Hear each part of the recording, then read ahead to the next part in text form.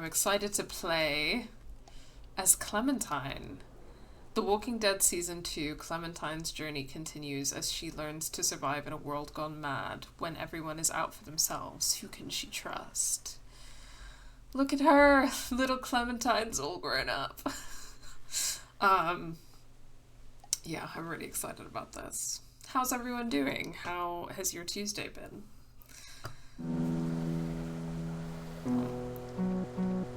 Music is happening. Just adjusting that on my end. Let me know how sound levels are, how the internet is, if everything's looking okay. Let me know if there are any issues. Let's check out settings. Okay, yeah, fairly simple, same as before, I'm guessing. The game is slightly too loud in my opinion. Okay, alright, I'll nudge that down a bit. Let me know if you want me to turn it down even more. What have we got in audio, visual? Okay, subtitles are on graphic black. I don't know what that means, but oh yeah, I think this was the setting that changes like the visual style of the whole game. Like the graphic black makes it looks like a comic book style. Brightness, music volume, master volume, no problem. Wait, what did I change?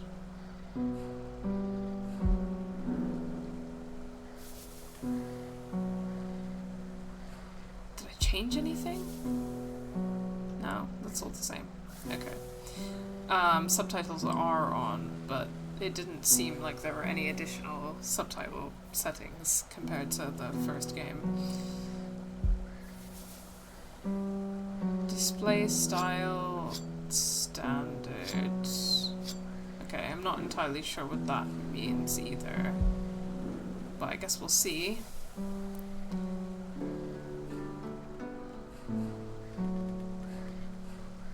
Okay, so my assumption going into this is that it's gonna import my save from the first season, but I'm not 100% sure. Okay, I've nudged down the game volume a little bit, so let me know if you want to change that at all. I'm playing D&D later. Have you played D&D before? Not really. Not really. Loading save file 1. I've played Thirsty Sword Lesbians? Is that what it's called? I've played Thirsty Sword Lesbians, which is a TTRPG, but I've not really played D&D before. Obviously I have played Baldur's Gate 3, but I haven't actually played D&D before, really. I would like to, though, for sure. We love Thirsty Sword Lesbians. Yeah, I've played a couple of sessions with some friends before, but we didn't really get to finish the campaign, which is a shame. Just everyone was really busy. I've not really gotten to play D&D before because I can't really get a group together to do it, and I can't really get people who aren't busy all the time to do it. Okay. It looks like it's imported my save from the first season, so that's exciting. Let's get into this, guys. Oh, wait. Import Season 1 save. Season 2 of The Walking Dead builds off Season 1's choices and consequences. The game will now automatically search your system for a Season 1 save file with completed episodes. Okay, that's the confirmation, which is really exciting. Yeah, that would be great. I mean, if we can rope people into trying D&D and I'm not the only beginner, then that would be awesome. I can DM as I've written games for D&D Society before. That sounds like fun. Okay, sorry, I just remembered, before we get into Season 2 of The Walking Dead, we are still raising money for medical aid for Palestinians, and we're less than £100 away from our goal, which is really exciting. If you type in !Palestine in the chat, that'll bring up the link for the fundraiser. so that you can donate to, and you can share that link at any time. And if you type in !BDS, then you'll get the link to the Boycott, Divestment, Sanctions website and Decolonize Palestine to learn more and to get involved in BDS and to just be aware of what you should be boycotting. Once we reach £1,750, we will be doing a giveaway bundle.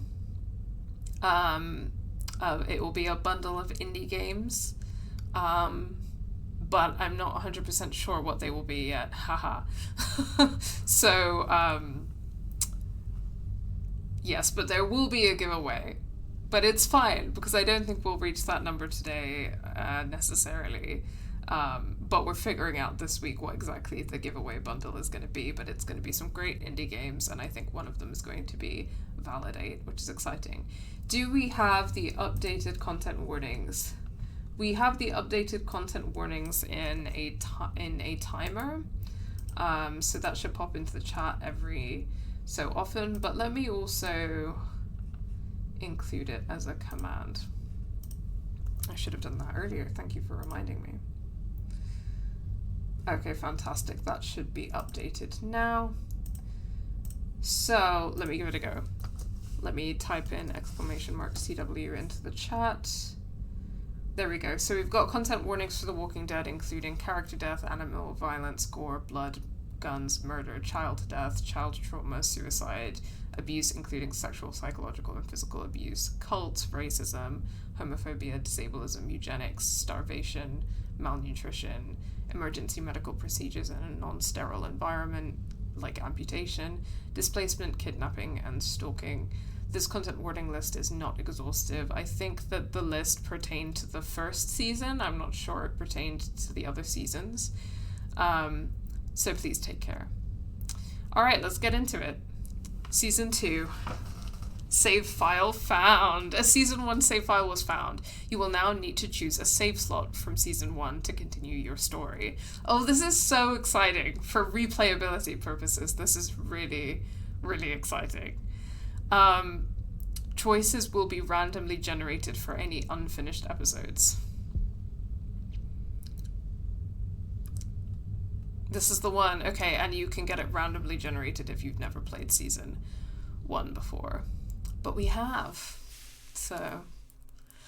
Ooh. Previously on The Walking Dead. Yeah, keep me in the loop about how you think the sound volume is on your end.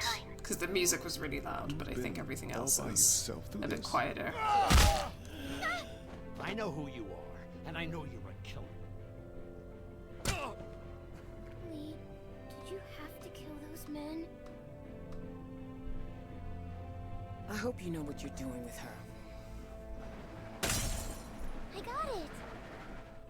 Molly said Crawford is the only place left in Savannah that still has people. That means it must be where my mom and dad are.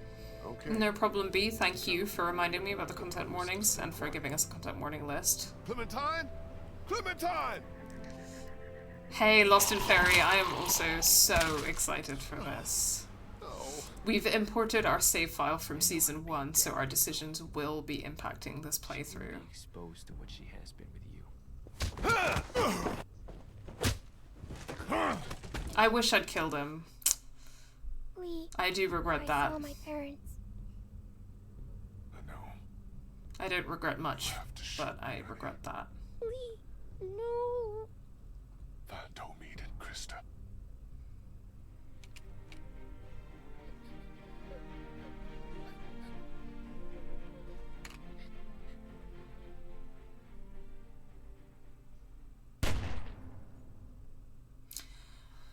I'm guessing that recap might also be different based on what your decisions in Season 1 were.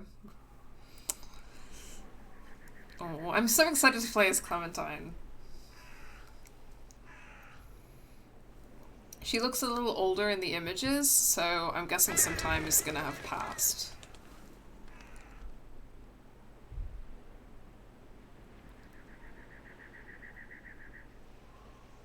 Episode 1, All That Remains.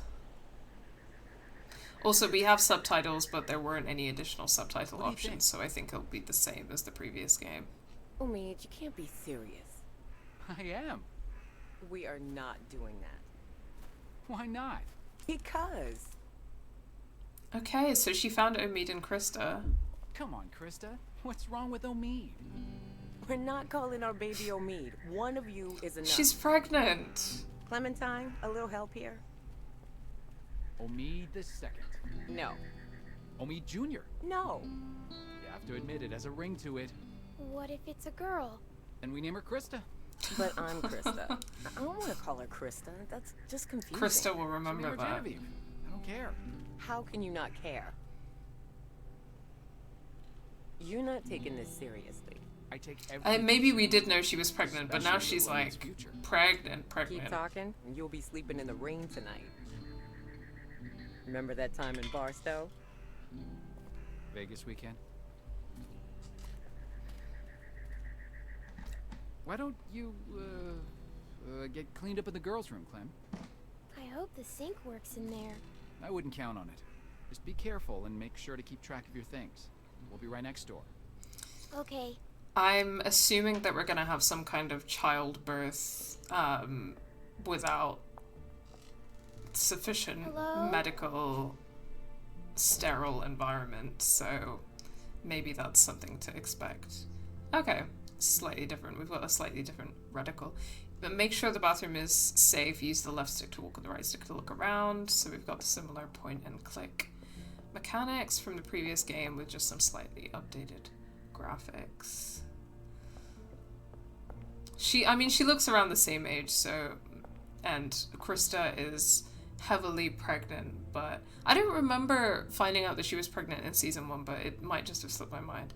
So I guess we're looking at less than a year having passed.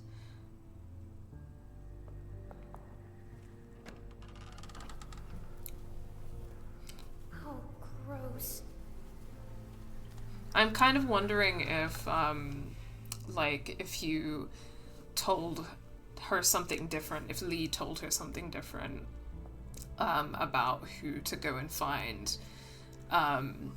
if it would open the game with them. Like, if it would open with Kenny, if he's still alive, or...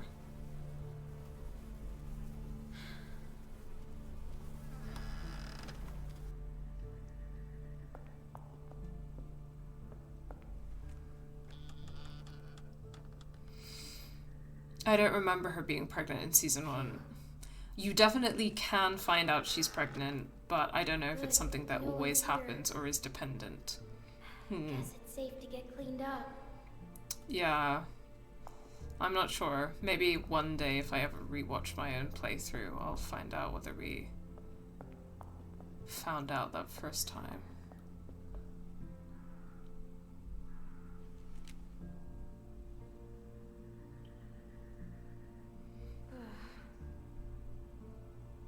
That's why Krista is so upset when you find that footage of the woman being forced to abort in Crawford. That makes sense.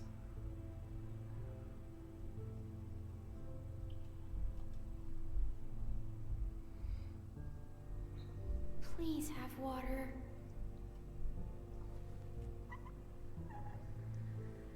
Figures.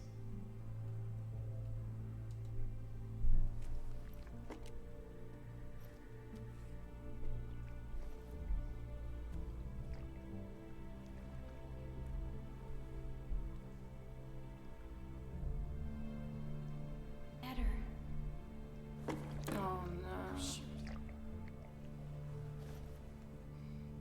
Ugh, I feel like that upsets me when it happens full stop, but imagine if you don't have any other source of water, how upsetting that would be.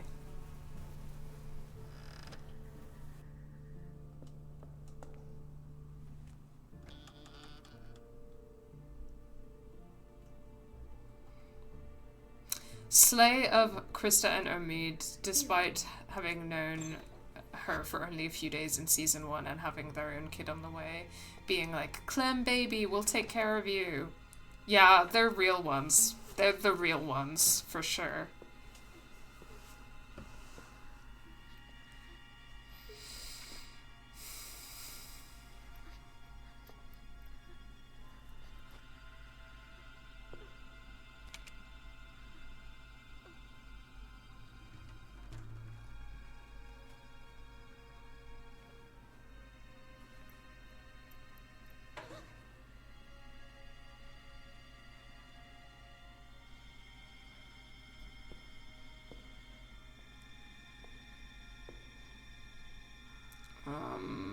Hello? I see you. I'm a child. Get out of there. You're not fooling me. Come on out. I'm a child. Who are you? None of your business. Are you gonna hurt me? Only if you're stupid. Get out here. Okay, once again, ma'am, I am a child.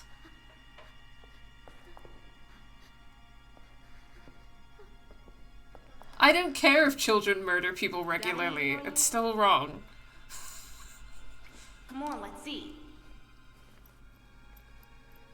I ain't gonna ask again. No, that's all I have. That's it? How'd you make it this long? I'm serious. What else you got? That's it. Don't lie to me. I'll pop. Ma'am? Give me what you He's got. threatening to kill a child? I'm not screwing around. Come on. Just walk away. Whatever. Give me that hat. Oh, no fucking way. Where'd you get it? I asked you a question. My dad gave it to me. Just give it to me. Nah. Mm-mm. You'd kill a child over a hat? Junk. Look at all this junk. Shit, and more shit. Why you ain't got nothing What is good? wrong with Like you? the last people I got, they had all kinds of good shit. That was a good catch. You got this, You ain't got Omid. nothing good. You're just a little fish. Well, yes, I'm a Silent child. fish. This your daddy? What a bozo. Fuck. Seriously? No, not Omid. The game just started. The game just started. Not Omid. Not brother Omid. Oh no. And his pregnant wife. I didn't mean to. God. I didn't mean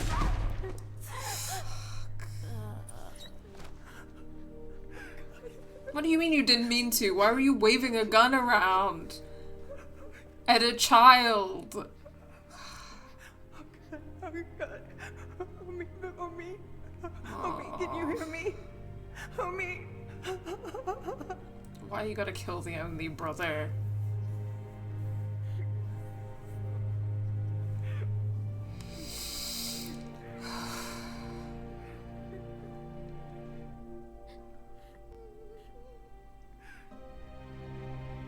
Oh, that's fucking sad, man. Poor Krista, indeed. Oh, we're back. It's The Walking Dead. I think that Omid and Krista are definitely set up to be the most likable ones in season 2. I mean, among the most likable ones. I mean, I definitely love 16 months later. Okay, cool. So we do have a bit of a time pass. Yeah, because I was thinking she looks a little bit older in the promotional imagery. But I mean, I loved Carly. Krista, God rest her talk to soul. me.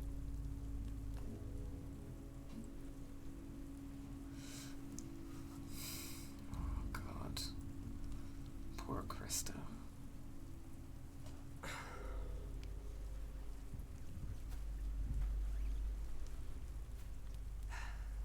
This will never work. Look at this. It's pathetic. The wood's too wet to burn. It's more smoke than flame. At this rate, we'll be eating this for breakfast. What else can we do? Find something that'll burn, maybe. I don't know. Won't be easy in the dark and in the rain. You should be doing this, not me. Tending a fire so you can cook and stay warm. It's something you have to be able to do, Clementine. Otherwise...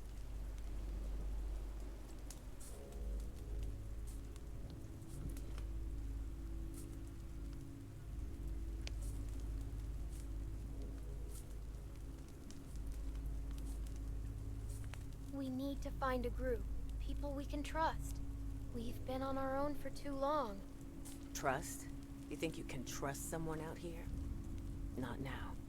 Not anymore.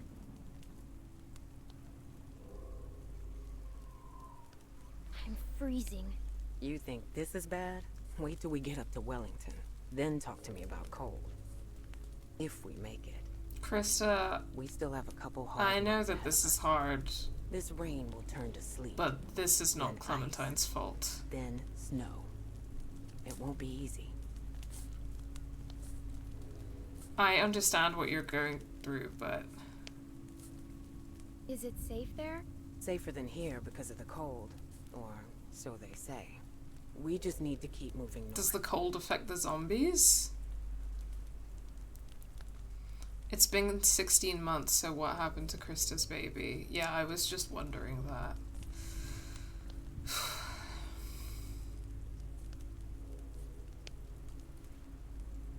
Hi, Miss Lee. I'm sure you do. Krista will remember that.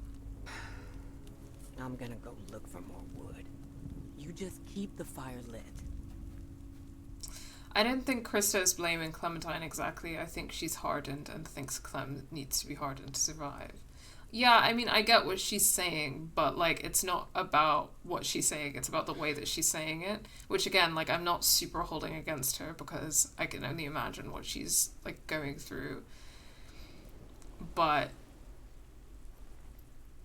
the way that she's saying it is not helpful, bless her. Because I'm not, like, holding this against her or anything, but, you know, again, Clementine is now, 12 years old, and she's lost her parents, and she lost Lee, and, like, has been through a lot as well, but she's, like, a child. And I just think that there's... Again, I'm really not holding this against her, but she could just be gentler in the way that she's talking to her.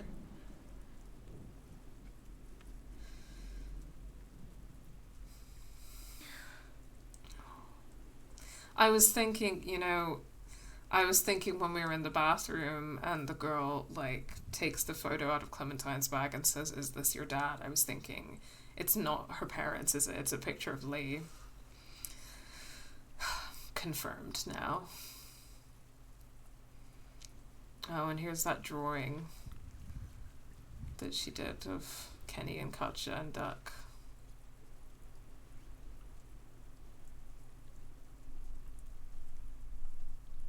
Okay, we've got a lighter.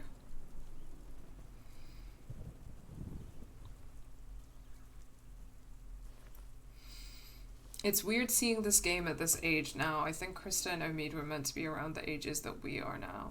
I'm 27. That makes sense. Makes a lot of sense.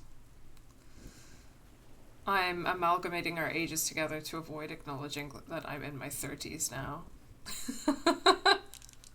Don't worry about it. So basically the same age as me. Right, okay.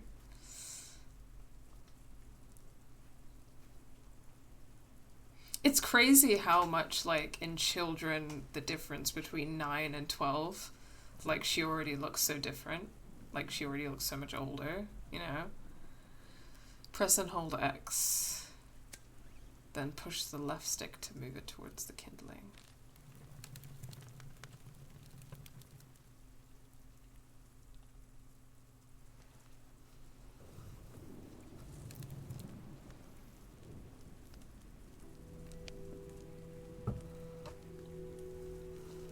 Better, but still not enough. The flames are too low. I think it's frustrating seeing... because they look so good, and meanwhile I'm aging like a saggy balloon. Dean, I love you very much, but I don't think that we have the same feelings about aging. I mean, you look great, but also aging isn't a bad thing. Nothing wrong with aging. Looking your age is hot. People should do it more. For real, the difference between, like, 14 and 16, yeah, totally, yeah. No, it's crazy how much you change, like, how much of a difference, like, 2 years can make in a child, how much you change during that period. It's crazy. And I think we're gonna see Clementine growing up throughout the seasons. From what I can tell, it's not really a spoiler because I've seen it in the promotional like imagery and stuff, even though I haven't played the games. And I feel like it's already kind of on my mind now, but I feel like I'm going to be thinking about it a lot as we play these games. This won't burn. Okay, so we're looking for kindling, right?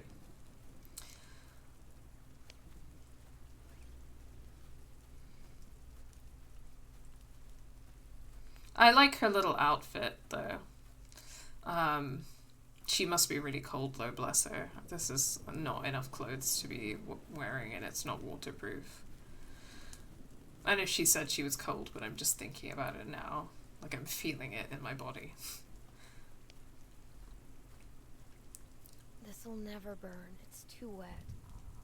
She sounds different as well, so I don't know who the voice actor is, but kudos. Because she still sounds like a child, but she sounds a bit older. This might burn.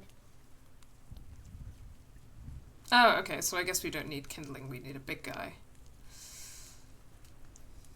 I look at pictures of myself at those ages and I look so different. Yeah, it's crazy. It's crazy. I shall not be burning the photo of Lee.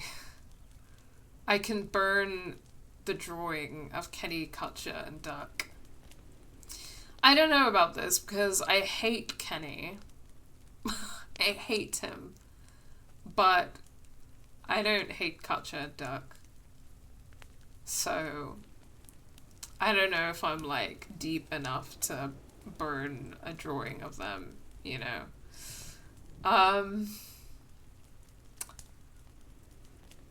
Sorry, just catching up with chat. Trust me, I wish I didn't care.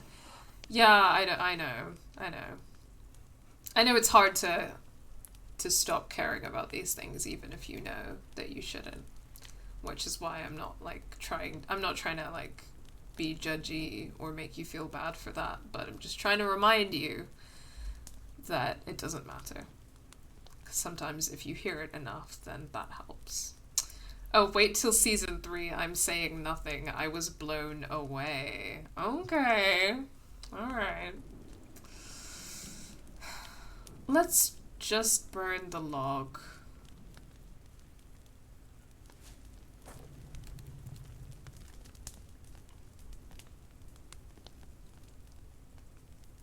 The log will last longer anyway. Oh god. Something's happening already.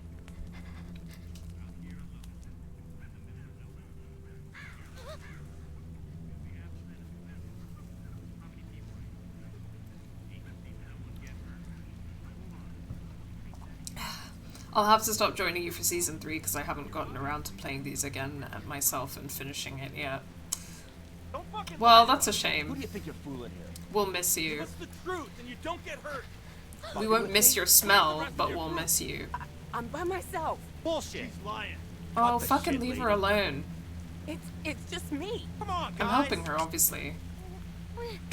Nice! Nice! Nice one, Clem.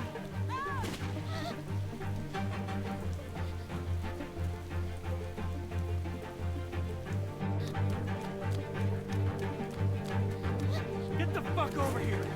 Now! Fucker. Come out here, girl. I'm not fucking around. Shit. Get the fuck over here. Oh, fuck. Fuck. Okay. Sorry, we got some QTs happening. Fuck. Shit. Okay.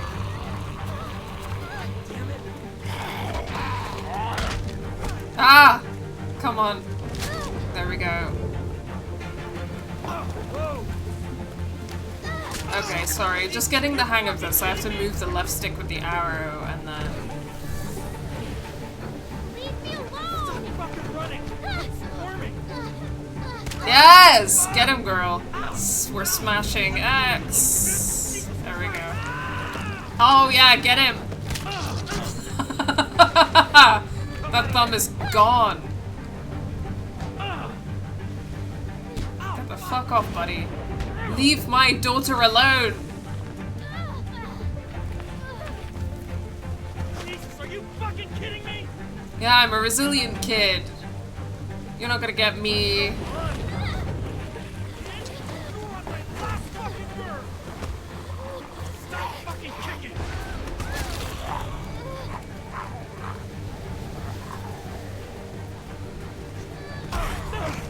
Okay.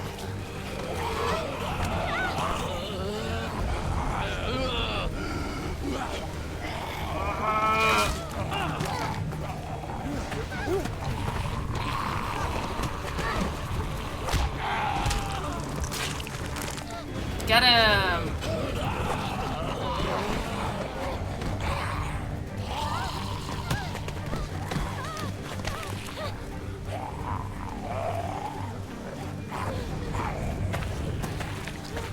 Oh, shit. Okay. Thank God. I thought that fall was gonna be longer. Fuck, okay. I think we're separated from Krista. That's it. That's it. I think we're separated from Krista from the rest of the episode. I think we're on our own. Fuck. My smell is to attract dogs, thank you very much. Well, okay. In that case, I'll allow it. Go off, Clem. Honey, the Pomeranian loved me so much today. Good. Good for you. I'm glad that you had a good dog encounter today. This adult man is fully fighting a 12-year-old girl. Like, what the fuck? And he's losing. And he lost. Just to be clear. Hello? That is karma, you're right. Oh, my child. My baby girl. If anyone hurts you, I'm not gonna fucking let him. My motivation to not die in this playthrough is that I, the player, am Clem's father now. Lee's dead. It's up to me to be her dad now.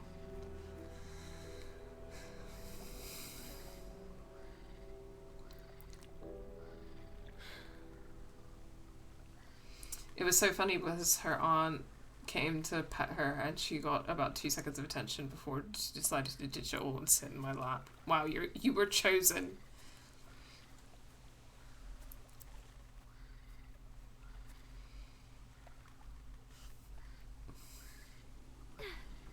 Oh, almost there. We could do some rock climbing, girl. We didn't have to, because she made it. I'm telling you guys, climbing is the sport that we all need to get into if we're going to make it through the zombie apocalypse or any disaster situation that may come our way.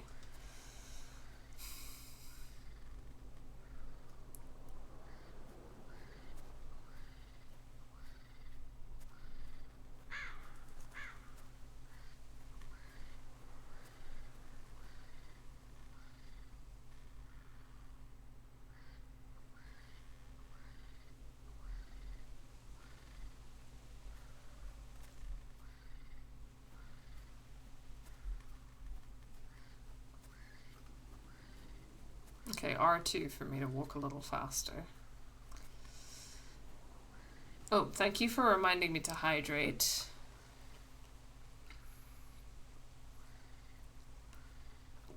Thank you, B. I need to be well hydrated today because I'm on my period. It's that time of the month. A lot of Clem looking at things and just silently looking at them, which is interesting. I feel like a lot of the time as Lee, we would like say something when we looked at stuff. But we've seen like the boat and this makeshift grave and stuff, and she's just looked silently at them. Makes you wonder what she's thinking, which is an interesting choice.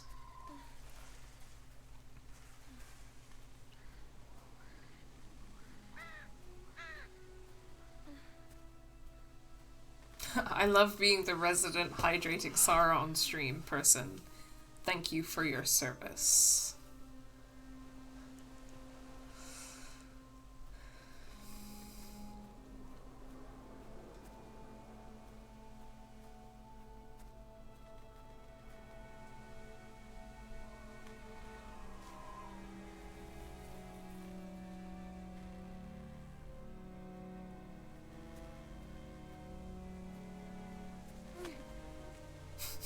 Sara's solution to everything in the apocalypse. Let's go rock climbing.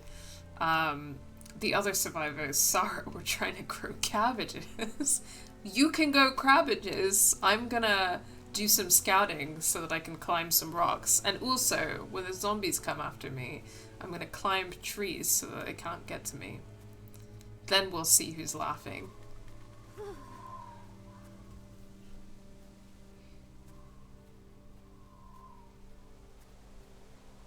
I wonder how growing up this way impacts your mental development. Well, there are a lot of studies that that should give you an idea of that. There are a lot of studies in particular pertaining to child psychological trauma and child development in Palestinian children who obviously are not growing up in a zombie apocalypse but are growing up in similar circumstances with regards to disaster, food scarcity, grief, etc., etc. A lot of the things that we talked about in the first season, with regards to that kind of stuff, like the starvation, the amputations with the lack of medical equipment, painkillers, sterilization, etc., loss of life of people around you and processing that grief, and constantly being insecure, displaced, etc., etc. There are actually a lot of studies that look into child development within those circumstances that probably give you a really good idea of what it would be like. Yeah, I mean, obviously it's really horrific, but the impact on children is particularly drastic because children's brains are still developing. So I think that a lot of people are still really trying to understand how that kind of sustained childhood trauma impacts you as an adult, but it kind of raises some questions. Similar to the case of Palestine, we're looking at a case where the trauma is endless. So you know how a lot of people have said that the idea of post-traumatic stress disorder doesn't apply in the Palestinian context because there's no end to the trauma, particularly for Palestinians living in Gaza. And that's true here as well. There's no end to the kind of trauma in sight. And as far as the game is concerned, we're like a couple of years into this now. Throughout the seasons, I'll be curious to see what age we see Clementine growing to and how we see all of this impacting her. In the case of Palestinian children living in Gaza, and how this case helps us understand how such prolonged trauma and prolonged disaster and horrific disaster impacts child development. There are cases of children who have lived through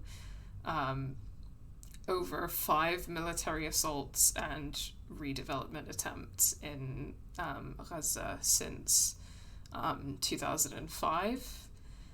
And those children, well, those people would be about 18 or 19 years old right now.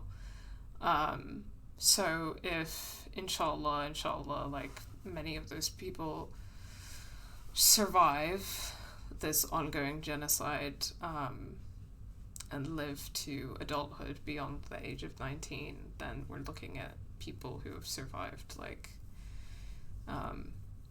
unimaginable sustained trauma and sustained starvation and food scarcity, imprisonment, etc., for that amount of time. There might be other cases as well that give you insight into that kind of thing, but that's the one that I know a lot about. So, yeah.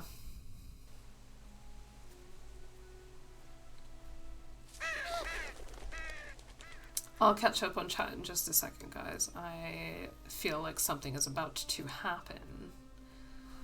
So let's let it happen before I keep talking.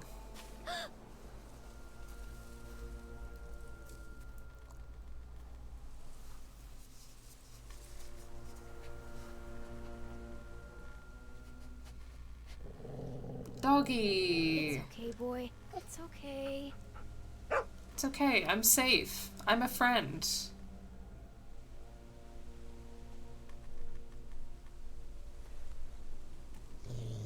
Okay, you don't like that. Got it. Got it. Okay, Sorry. that's fine. Aww. Look at this poor dog. What's he Its doing? eyes look so tired.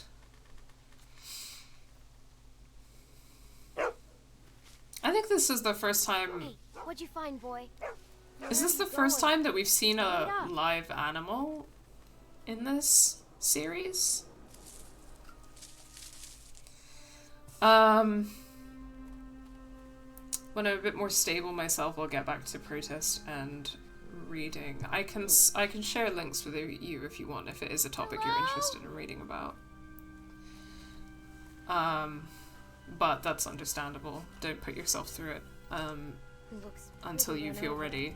But you never know.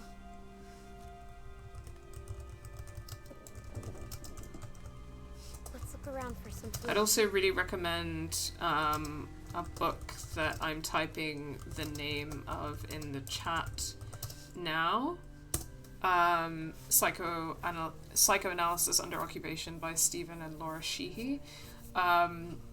This study doesn't only look at children, but it's definitely a really, really valuable study of mental distress and treating mental distress on the ground in Palestine. Yeah, there is no end, and also something that needs to be stressed is that the post-October stuff isn't even super unique. Yes, absolutely, yeah. Like, people seem to forget that they've been starving them for decades and routinely bombing them for decades. Absolutely, yeah. And people don't always know the difference between the situation in, there are kind of fragmented geographic and political areas of Palestinian life, which is living as a Palestinian in the Gaza Strip, in the West Bank, in the militarily occupied West Bank and East Jerusalem, and in as like a citizen, second-class citizen with a different type of citizenship in the settler colony of Israel, and then as a refugee in exile. And these are all completely there are common themes of Palestinian subjugation and oppression across these areas, but also there are kind of specificities that sometimes are lost, that people don't necessarily know about when they're talking about Palestinian experience. We're not even getting into West Bank stuff there. Yeah, exactly. We're talking like mostly about Gaza right now, right? But in the case of Gaza, there has been a blockade imposed on the Gaza Strip since about 2005-06. And Israel has controlled land, air, and sea space over Gaza since this time. So essentially, Israel controls access to food, water, medical resources, land, etc., etc. So it limits the amount of food that can go in, the amount of medical supplies that can go in.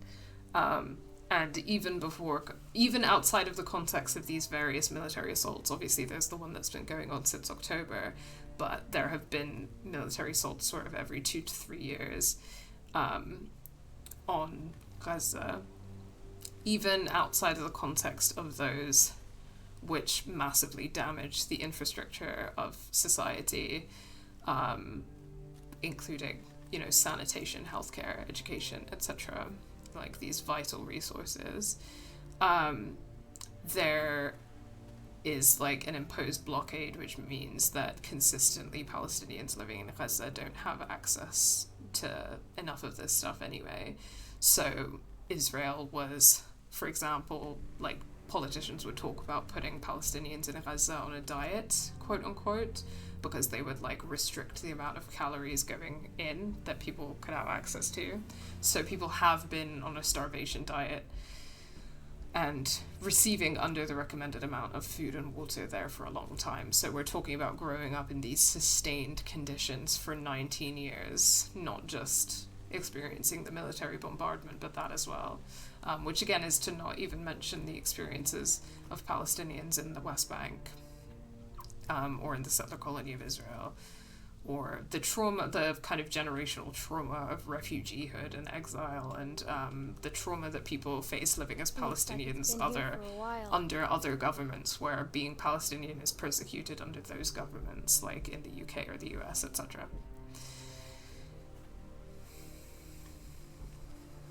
But most studies pertain to childhood trauma of Palestinians living in Gaza, but not all of them. Looks like they were a happy family once.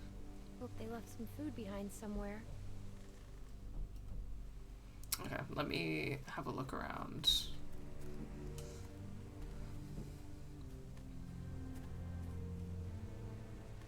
Hello. Nothing edible. Damn. I feel like literally just a couple of years ago, right, like in the time we saw her in the last game, she would have had that kind of she had that like childlike joy over things like drawing and toys and stuff like that, and it feels like that's something she doesn't have anymore, which is really sad. Think anyone's been sleeping in here? I can't tell. Maybe we better not wait around to find out.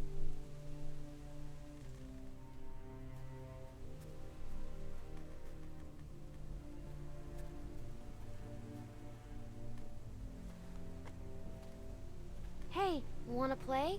Wanna play catch? Okay, maybe not entirely, which is good to see. Okay, bring it back.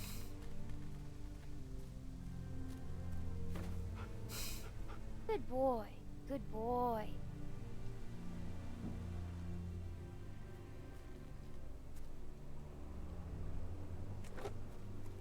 Want to go again?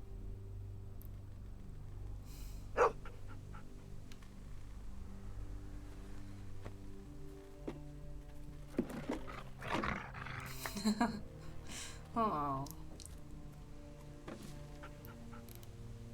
I bet you miss this. I sure do. Oh, bless him. And her.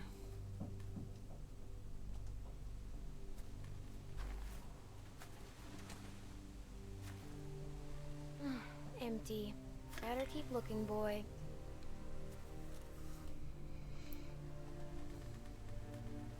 I really am interested in the fact that it seems... Not much of a tent anymore. I bet scavengers tore it apart. Like, it seems like they had a vision to tell this story over several seasons and have the kind of decisions and stuff like knock over and impact the story in future seasons, which is really interesting. And really exciting, to be honest. Hey boy, what is it? Hey boy, what's the matter?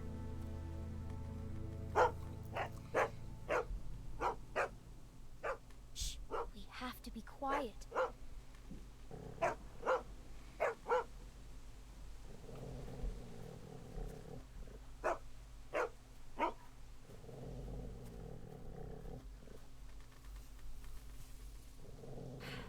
No food here either.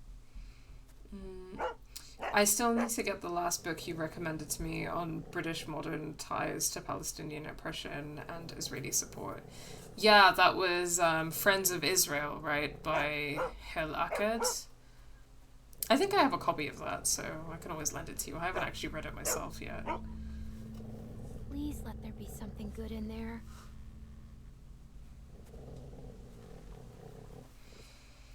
It's for self-defense as we move people into settlements on occupied land that is conveniently and coincidentally resource-rich. I hate scavengers. They take everything. resource rich, sorry. Yep, you're right about that. Nothing screams self-defense like moving settlers into the front line you claim is so dangerous. And they're often armed as well, you know, and then they often, like, in the West Bank, they often, like, they plant themselves on Palestinian land. They are armed with, like, assault rifles that are given to them by the Israeli government. And most of them have served in, military service in the Israeli occupation forces. And then they'll charge into Palestinian homes and force people out at gunpoint. And that's self-defense, I guess. Now imagine going through that as a child. It's okay. He's dead. Look, you can see the bite. Looks like he tried to cut it out.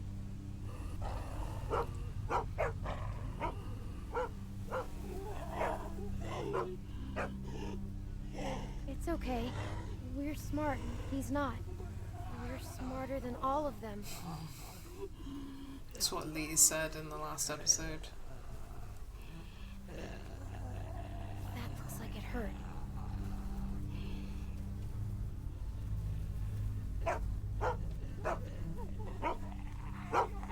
Hey, it's okay, boy. Shh. He can't hurt us. Think he had himself tied up? Or did someone force him to do this? Damn, I hadn't even thought of that. That's dark. Also, again, just to make it clear, all of this is to say none of this should happen to anyone. Men, women, children, or anyone else. Like, this should not happen to anyone. But what I do mean is that when you're a child, it has more, this kind of trauma has more of an impact on you because it impacts your development while your brain is still developing. And also, as a child, you haven't, like, you know, you haven't necessarily had the chance to, like, develop some of the faculties that would help you, like, cope better. This shouldn't be happening to anyone. It's not worse.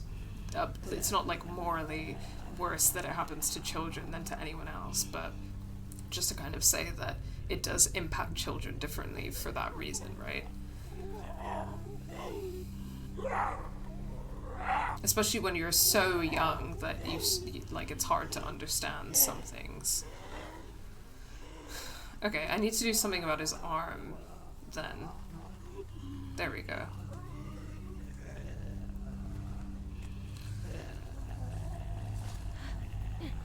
Stand back, okay? Can I pet the dog? Yeah, you can. Full confession, when I was younger, like late teens to 22, I used to be more Israeli pilled. But I thought more about it and was just like, there would never be any justification for any of this, even in self-defense, unless you didn't consider the life equal. Like just trading off millions of people for slight security. Yeah, that makes sense. I think probably, like, if you're a white person who grows up in, like, Western society, it's just a different experience.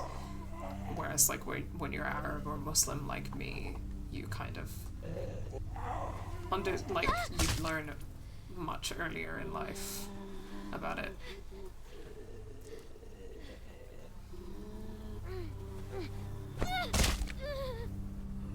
Well, I should say not always, because some Arabs and Muslims are Zionists. Traitors.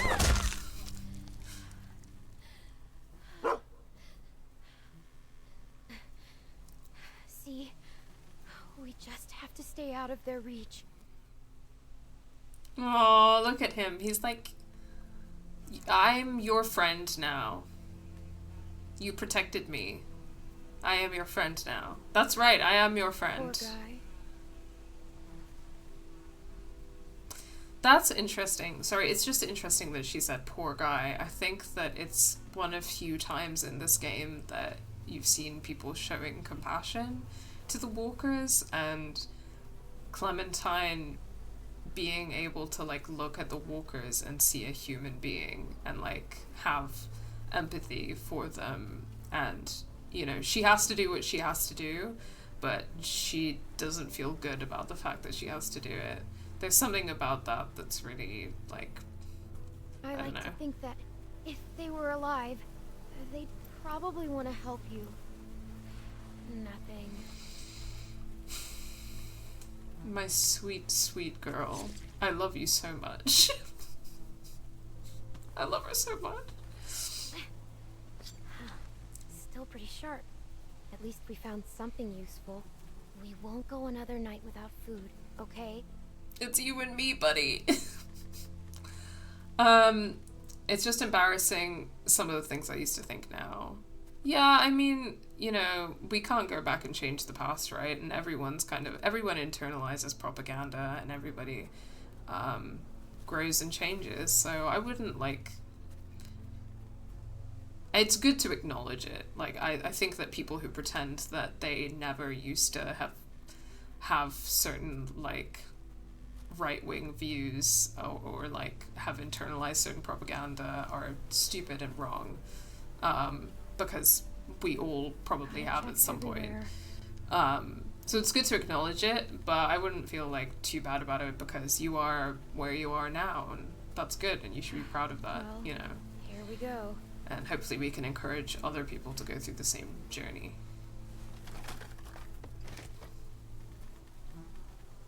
Oh my god. Thank you. Look, a can! Let's see what's inside.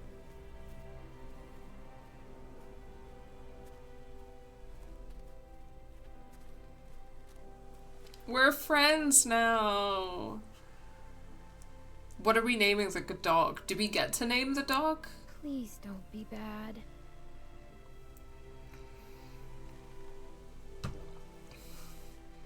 Could go full out and call him dog meat.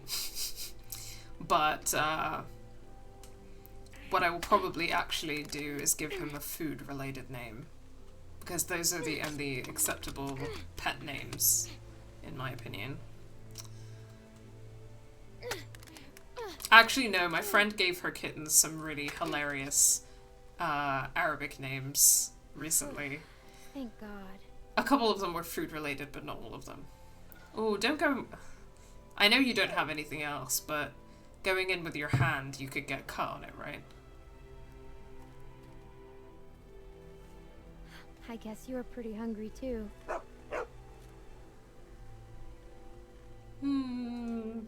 Here you go. Hey, you don't eat it all. Whoa! Shit!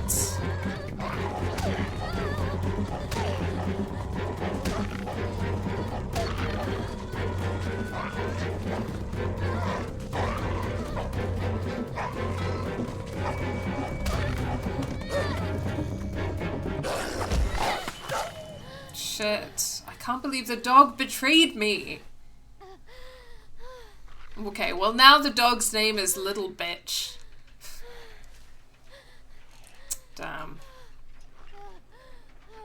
Oh god, we're gonna meet some people and they're gonna see that she's bitten and they're gonna think... Oh. And they're gonna think that it was a walker bite.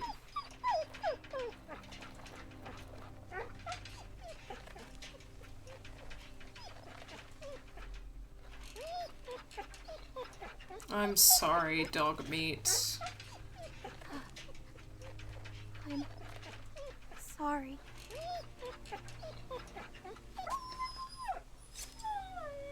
I also, you know, it's like I also don't hold that against the dog, you know, because I understand why it behaved that way.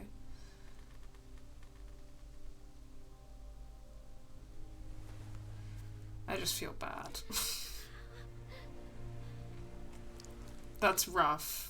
That's a really rough wound. That's really bad.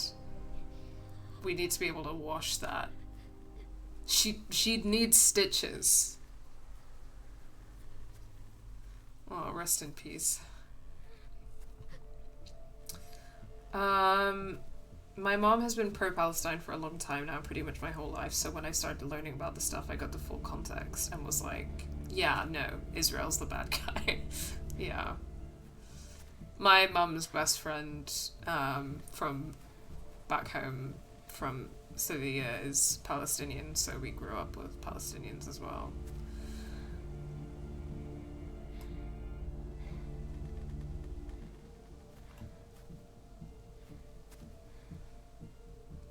Maybe it's because her parents became walkers and she also saw Lee in the process of dying and considering him to be a walker that humanized them to her. That's a really good point, Dean.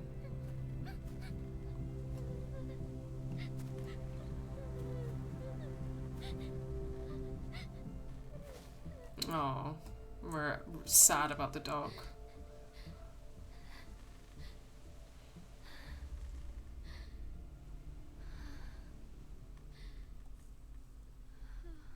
Oh, hope you're okay, Dean.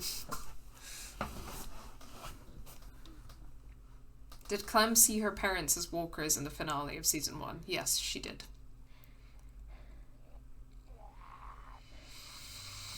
This is really bad. We like desperately need medical attention. Like, it's not good.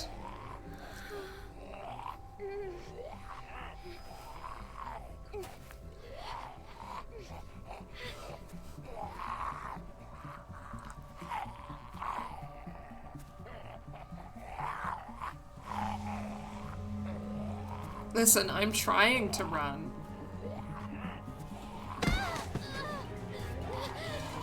But that was as fast as I could move.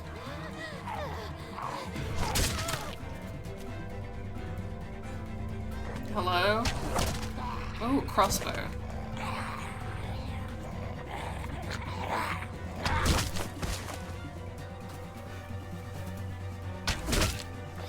Okay, yeah, someone's gonna see her dog bite and think it's a walker bite. I'm calling it. And then they're gonna be like, ah, we shouldn't let her in because she's gonna turn into a walker.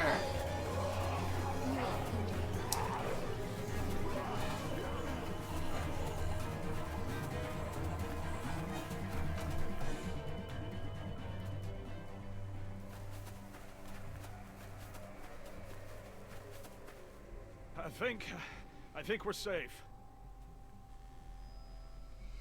Oh, hello, Hanson. Oh, shut up, Dean. Yeah, we're good. Lesbians only. Hey, you all right?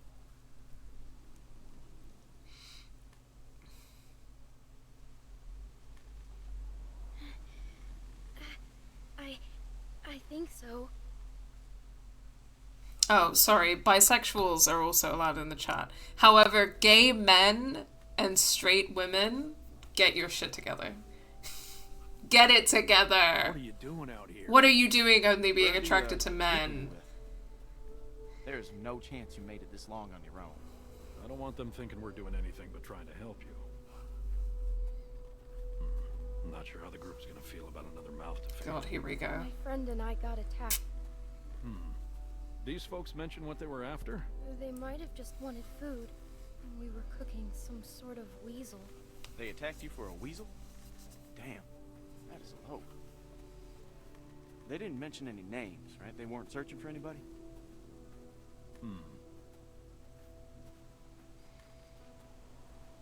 Well, I'm Luke. And this is Pete. Hey there. Hi, I'm Clementine. It's nice to meet you, Clementine. Now, for now, we're gonna take you back to our group. Okay, we got a doctor with us, and you look like you could use some— Oh, shit! It's, yeah, what is called it. She's been bit, man. Fuck. What are we gonna do here? No, it was a dog. I didn't see any dog, Clementine. Come on, kid. We just saw you with those lurkers back there. No, just look at it, please. Yeah, and have you sink your teeth into Pete's neck? No way. My neck? This is what you get for I don't know, simping it's a for dog him. bite from a mosquito bite from a lurker bite, man. It's not.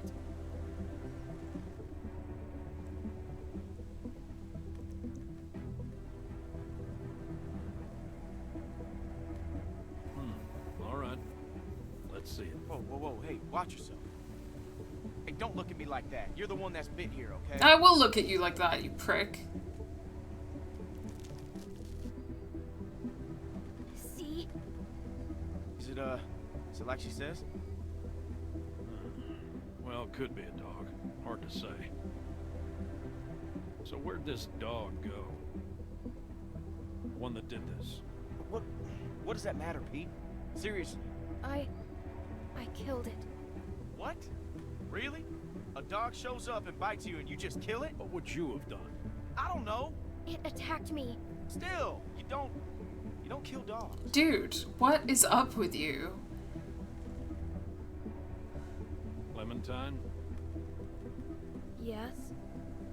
you telling us the truth? Yeah, I literally am. Yes. All right, Clementine. That's good enough for me. Well, what else was she gonna say? I've got a good bullshit detector, Luke.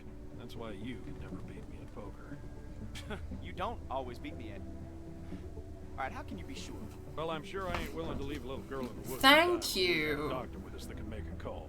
We can have Carlos take God, her. I've got my eye on you, Luke. Nick ain't gonna like this.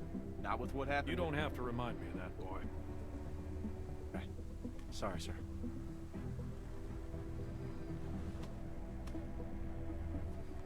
Come on. Somebody slap Dean.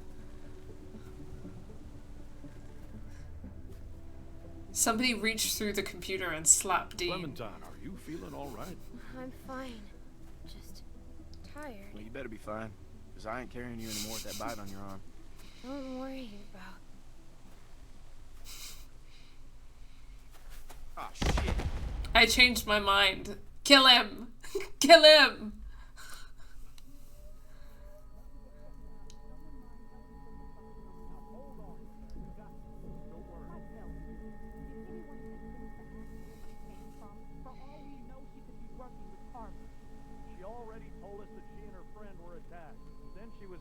God, you guys are behaving fucking just believed her? insane Put her out of her misery about right a child. there. Dog bite my ass.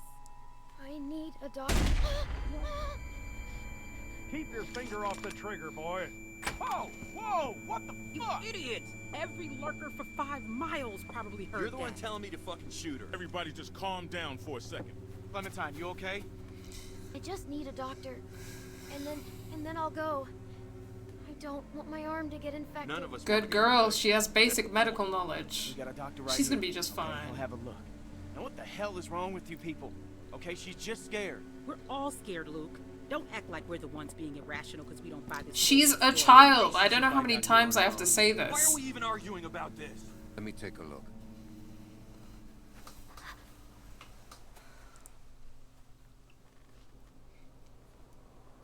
Oh, her mom was a doctor. I didn't okay. remember that. Go ahead, he's a doctor. Okay, you're still on thin ice, Luke. But thanks for backing me up. Damn, that must have hurt.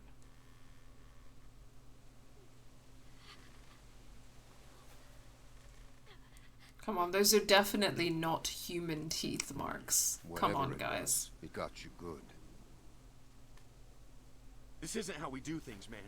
When you're bit, you get put down. End of story. I'm not going through this again. No one's suggesting that. We could take her arm off. I know that worked for a cousin down in Ainsworth. We could try that. It won't do any good. You'll just be making it worse for the girl. It's crazy. No one's going to volunteer to do that. I would, if it means saving her life. Sad eyes.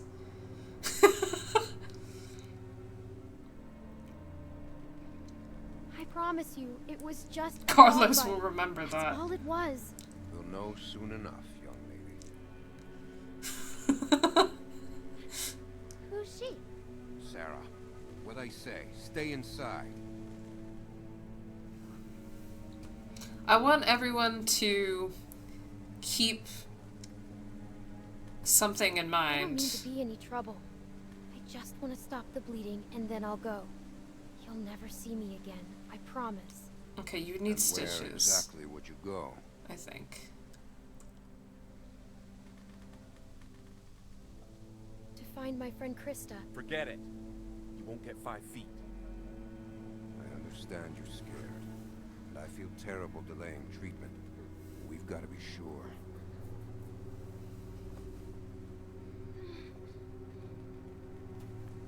So, what do you think? Was it a lurker? A bite like that could be anything. Only one way to find out. How? We wait. What? By tomorrow morning, if the fever set in, we'll know if she's gonna turn. In the meantime, we can lock her in the shed. Jesus fucking Christ. What about my You guys arm? suck. It needs to get cleaned and stitched and bandaged. She knows her shit. Carlos in bad shape, Carlos. We have all that stuff inside the cabin. We could probably get by with Alvin, it. please. But yeah, we can't do nothing. I'm not wasting supplies on a lurker bite. If it turns out you're telling the truth, I'll clean it, stitch it up for you in the morning. She'll be infected by then. The wound will be infected by then, you piece of shit. It's the best we're gonna get. My god, you guys fucking Finger off the suck. trigger, son. I ain't your son. Don't be like that, man. It's all right. Always had his mom's temper. Come on.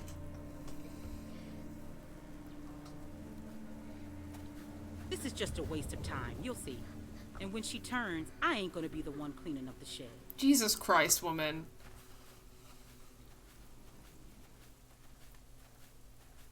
Maybe you could let me go? I wish I could. I really do, but it's too risky. Sorry. What, she'll run away and turn into a zombie? How is that too risky? Prick. No, Luke is being a pussy. He's being a fucking pussy. He's taken them back to the group, and before he was being like, ooh, like, you're bitten by a zombie. I don't believe you. And then he goes back to the group, and now he can play the good guy, but he's not stopping everyone. Because it's safer this way, and I'd rather be sure. Don't, Yeah, no. safer for who? No. I can't believe this. You're gonna be fine. You're gonna be fine.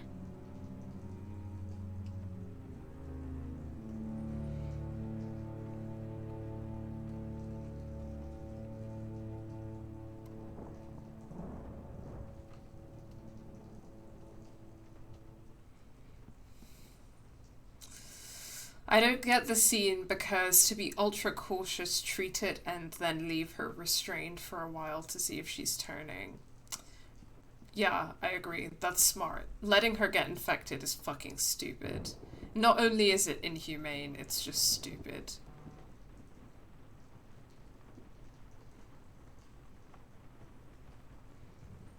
Zombie bites kill within hours. Idiots. Stupid, selfish, fucking assholes. Okay, I was gonna say, I want you guys to keep something in mind while we're playing Season 2 onwards. Presuming that future seasons we're also playing as Clementine, though we might not be, I'm not sure. But in the first season, we were talking a lot about playing as Lee, and how Lee's being a black man, a black adult man, fed into a lot of the dynamics in the game. And particularly people like characterizing him in a racial and gendered way. And in this game, we're now playing as a child, a young racialized girl.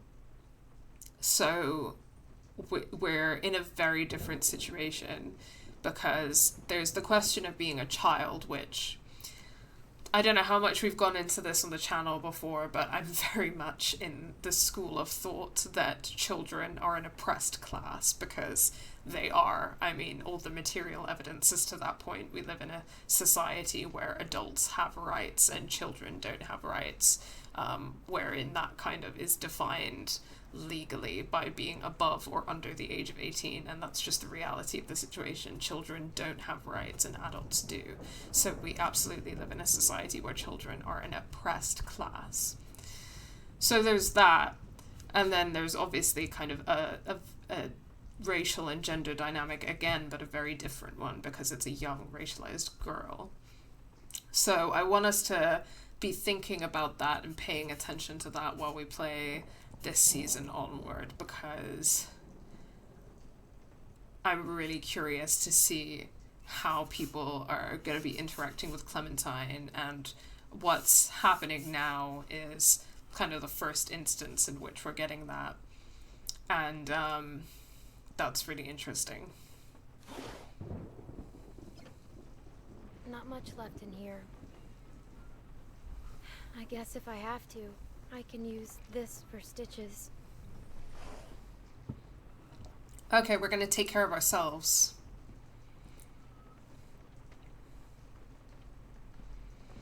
My good girl.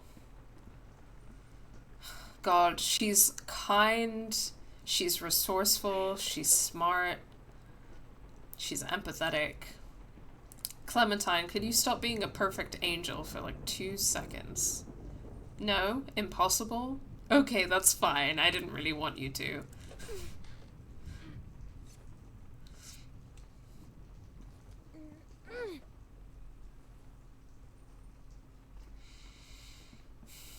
Okay, we're not getting anything there. Sorry, I'll catch up with chat in just a second, guys. Okay. I can climb on the table.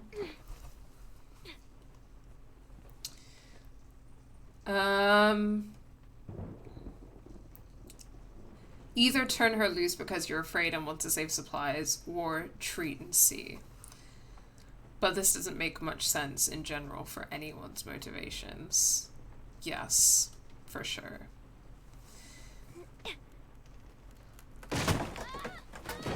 Shit.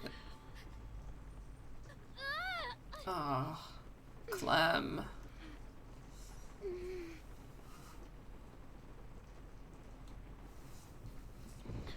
I'd love to have long talks on that sometime, because the looks people have on their faces when I tell them I think school is abusive, and that I think basically every single child is systematically abused.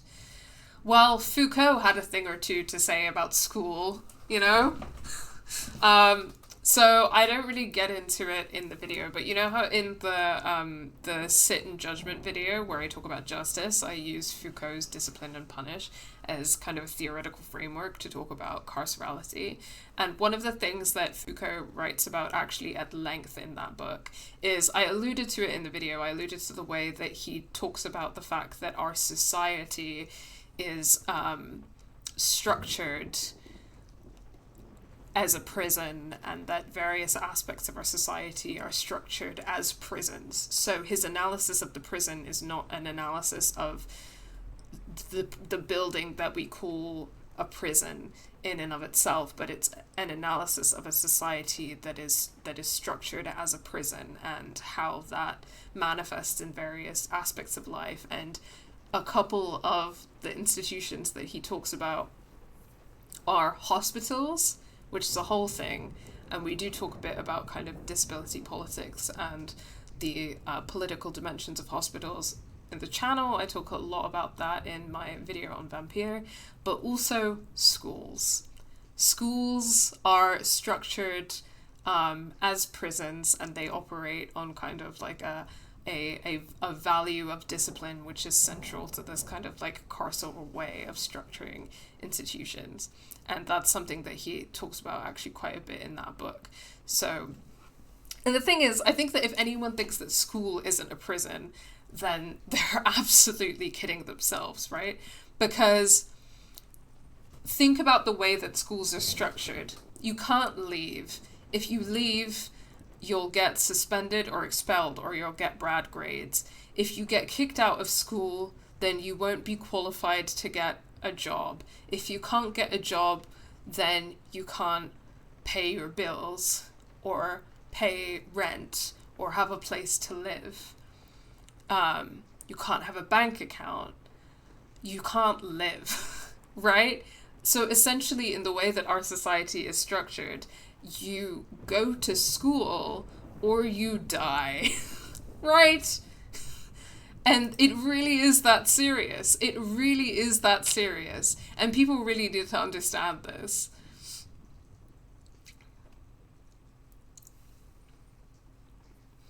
Full stop, especially with neurodivergent kids. Yeah, yes. I mean, also other kids, you know, like various types of marginalized kids. But that does include neurodivergent kids.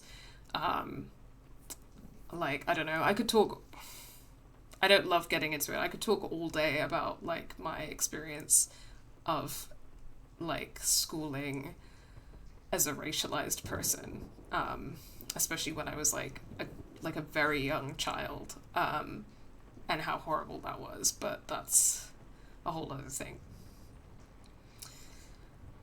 Have y'all read all about Love by Bell Hooks? She has some great work on children as an oppressed class. I've read bits of it. I've not read all of it. I love a bit of Bell Hooks. I think she's got some good stuff. Sometimes I have some concerns about... I mean, this is a whole other conversation. I think that where Bell Hooks' analysis kind of starts to create some tensions that I don't necessarily know if Hooks resolves or if people who read Hooks resolve is probably around the question of, like, compassion. I mean, I do believe in transformative justice, obviously, and radical compassion, but I think that there are some tensions that people are not very good at acknowledging or trying to deal with, because I believe in compassion, but I also believe in the right of, like, violent resistance to oppression, right? And compassion is, I think, as much as we would love it to always be the answer, not always the answer.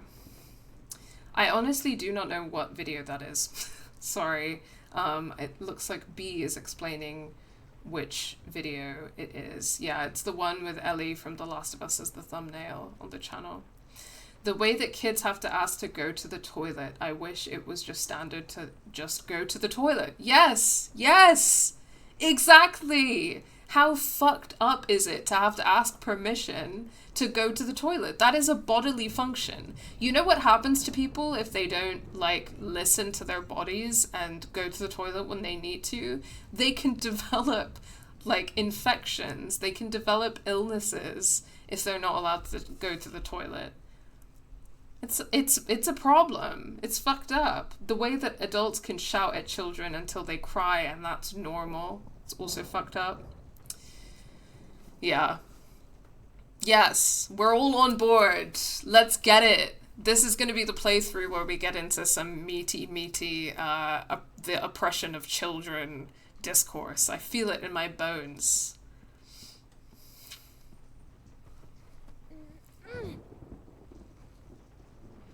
It's like, so Bell Hooks writes a lot about kind of masculinity and showing compassion to men, right? I think that a lot of her work on this is really important and really valuable, but sometimes I find that people will shit on misandrists and cite Bell Hooks in order to do that. And as a lesbian and someone who often kind of characterizes themselves as a misandrist, although anyone who knows me knows what I'm actually like in real life, with regards to my relationships with men, it pisses me off. And it also doesn't consider some of the tensions around what it means to show compassion to your oppressor. Because, like, at the end of the day, men are my oppressor, right? And white people are my oppressor, and etc. And it's like, okay, like, yes, I can show compassion, but, like, how far is that my responsibility? And at what point should I be asking them to see me as human beings, right? Who is the onus of compassion on? And also, am I not within my right to feel some kind of anger or hatred, etc.? Like, I know that but the thing is, these are tensions. These are things that contradict each other, and that's okay, but we need to be able to understand that sometimes things are in tension and they contradict, but we need to be able to acknowledge that instead of being like, oh, I believe in radical compassion, so if you hate men, then you suck and you're not a productive feminist, you know? That's kind of the discourse that sometimes annoys me that comes out of hooks. Or analysis of hooks or engagement with hooks. Although, you know, I love a lot of her work. I think a lot of her work is fantastic, especially around education as a political practice. Okay. Sorry, let me play the game a bit. Great conversations, though. We're going into the cabin. We're finding a way to sneak into the cabin.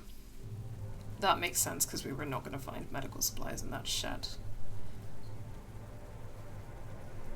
Okay, let's try the door. Actually, let me survey my surroundings.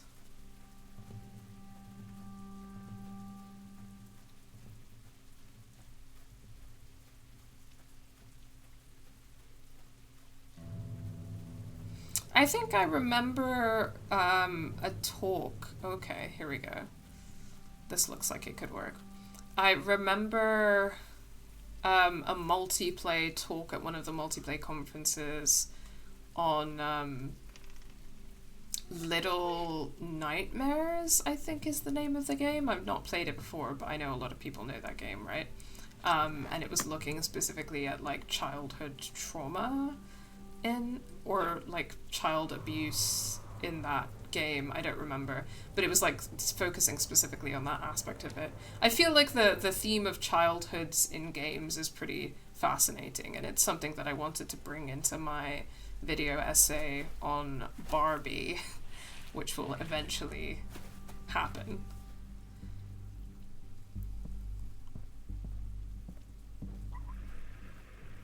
House meeting in 5 minutes. It won't take long. There's a few things we need to discuss. What is that? A trapdoor? Okay, let's try pulling it first. No.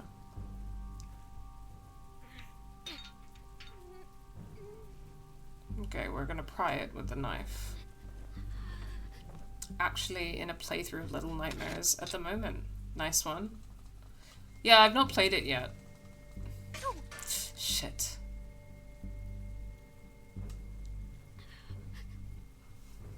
I mean, I'm not happy we broke the knife, but... Well, Luke has more to say, I guess. And then you get to college and professors will be like... You're an adult, you don't have to ask permission to go to the bathroom. Okay, then why do kids? Yes! Exactly! I mean, without wanting to give away too much oppression of children would not be an unreasonable theme to analyze this playthrough. Oh, that's what I like to hear.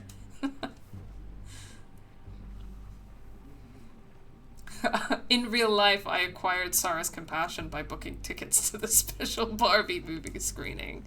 Exactly. So if you as a man want to be my friend, if you want me to humanize you, you know what you have to do.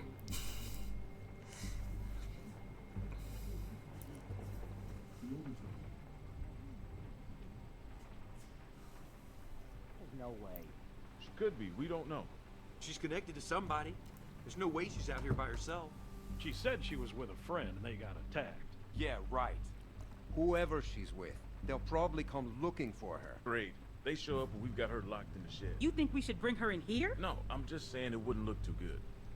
It's just a precautionary measure. Anyone else would do the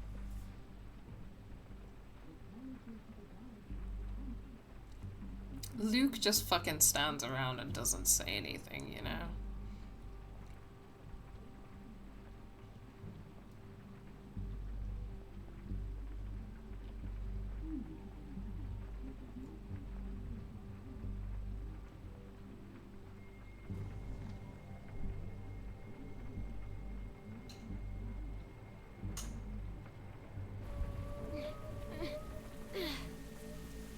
Oh shit, no.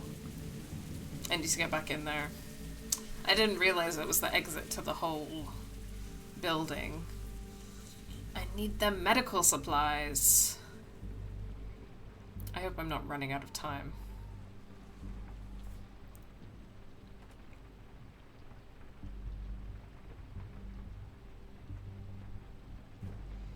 God, her poor worried face.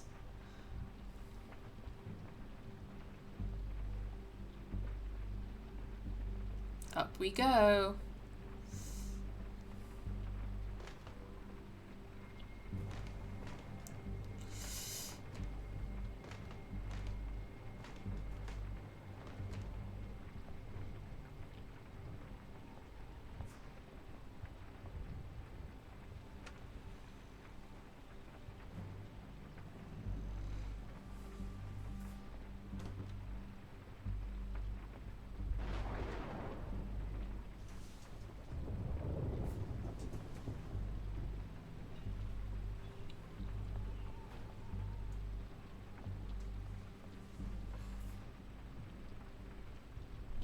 Have medical supplies around here somewhere.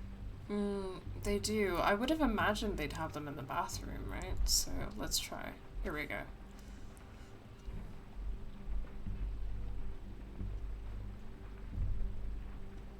Okay, we've got a needle. It's clean.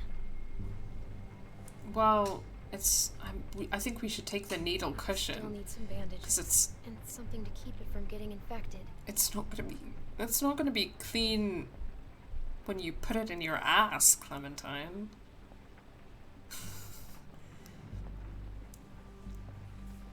Okay.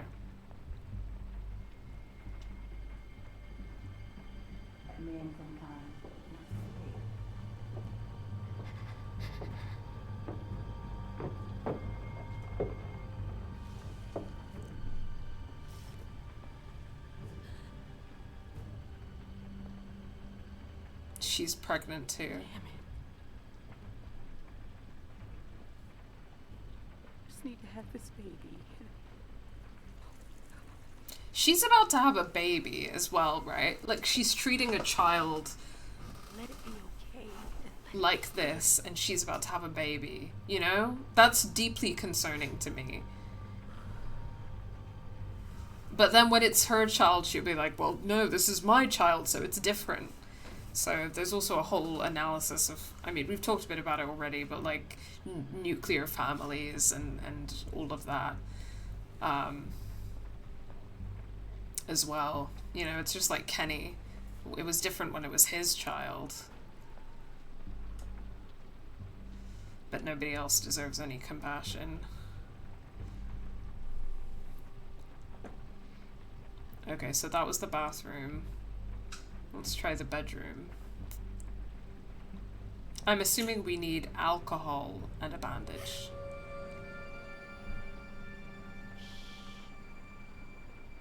You're not supposed to be in here.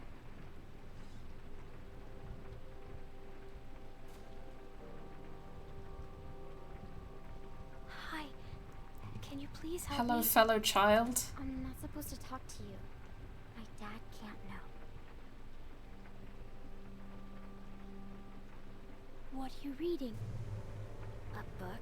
What book? I like books. It's called The Gurgles. It's about transdimensional body snatchers. Cool. What happened to you? A dog bit me. Sounds scary. I bet it hurts.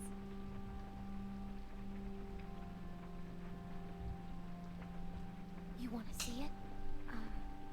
It really wasn't one of them. It really wasn't.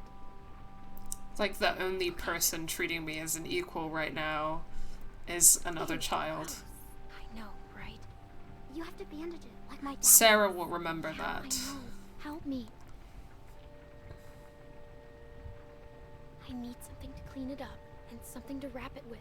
A clean bandage. My dad says we're out of real bandages, but I know where to get something to clean it. That's with his supplies.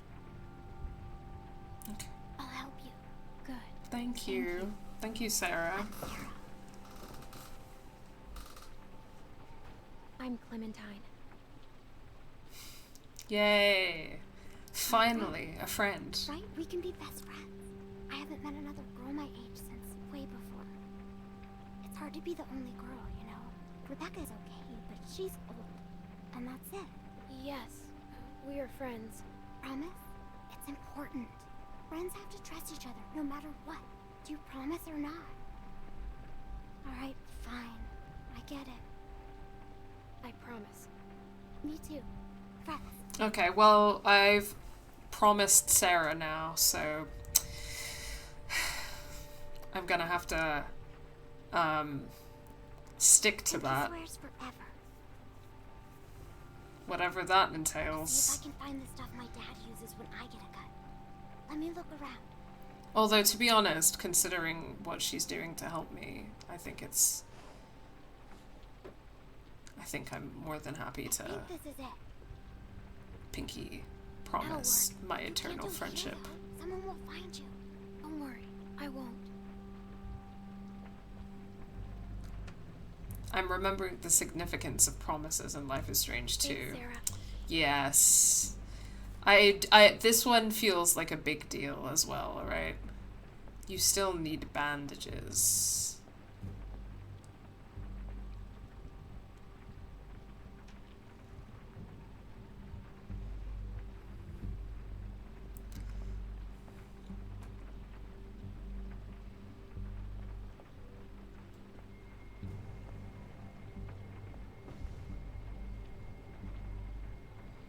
I'm not gonna take anyone's watch.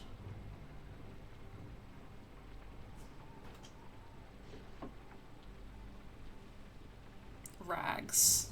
Not exactly bandages, but they should help stop the bleeding. Okay, we're good. Get back to the shed.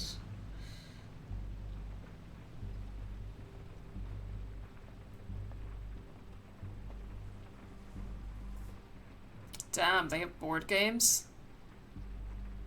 Yeah, we're really gonna need board games and card games and shit, in the zombie apocalypse.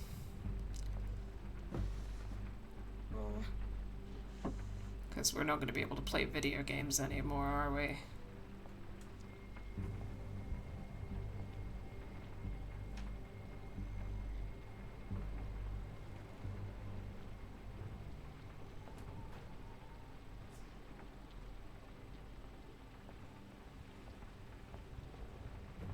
It's a bit dark, but the stairs are there, right?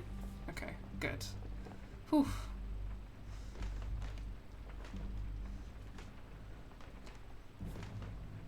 We're almost there.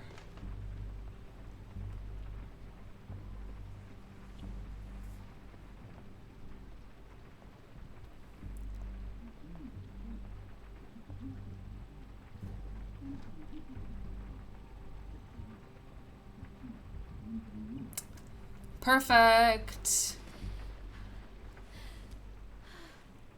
Now, is there gonna be stitching up my arm gameplay or what? Hydrogen peroxide, some flowery rags, and a needle and thread. Here we go.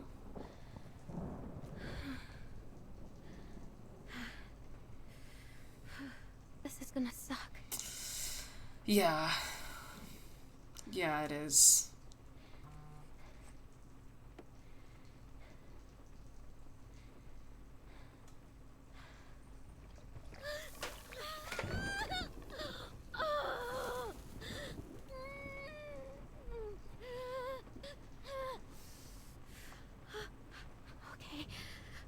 Okay, I'm good. I'm fine. Now the fun part.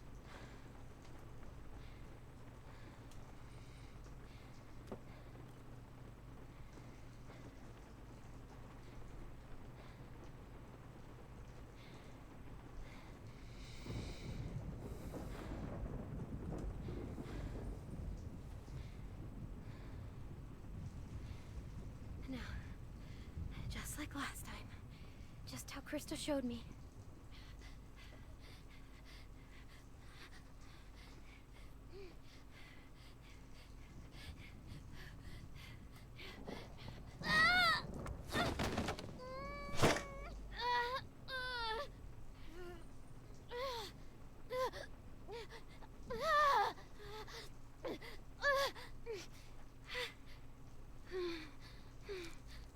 To be doing this without anesthetic is absolutely horrible.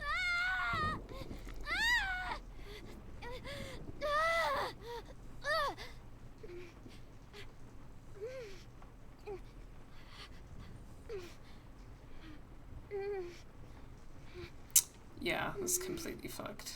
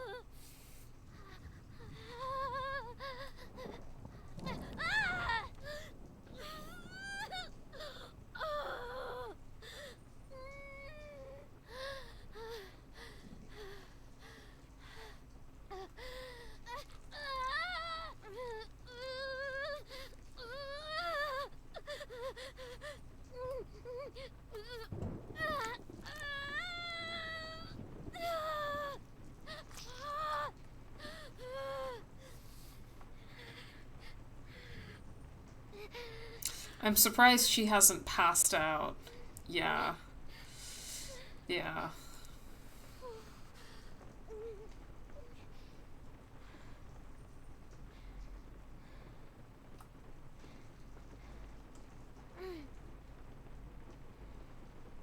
Good enough. Yeah, it's a bit of a rough job, but it will do the trick.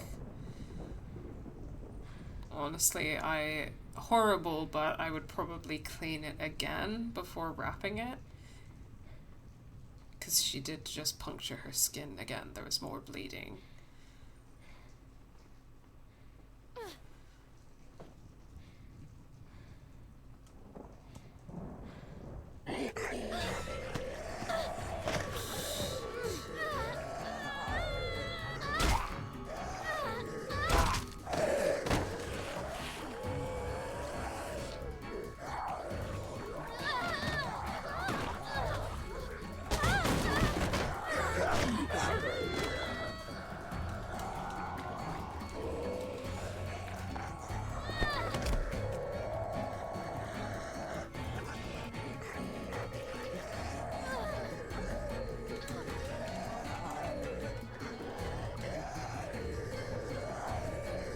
Ooh, there we go. Oh, shit. Sorry, I thought he was dead. This is so brutal, oh my lord. Yeah. Okay, let me just remember that next time I need to get a weapon on the table.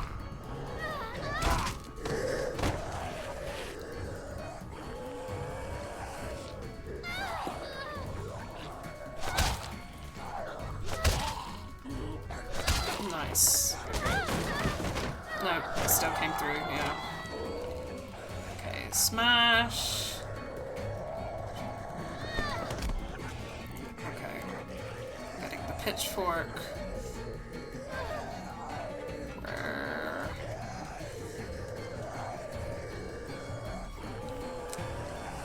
Impaling him, and then we are getting the hammer. That's what we've got here. And then we are smashing his brain, because that's what'll kill him.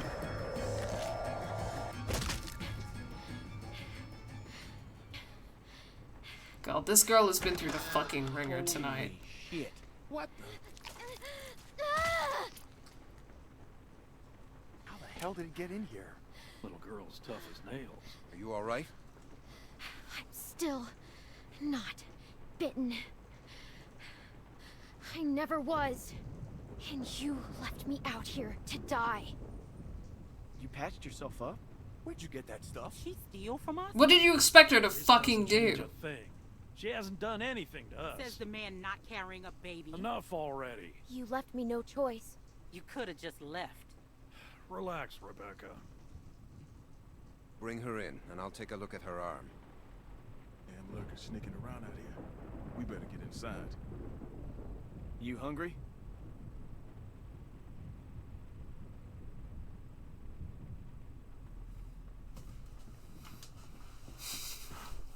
I know what you are, Luke. And I don't mean gay. I mean a dickhead.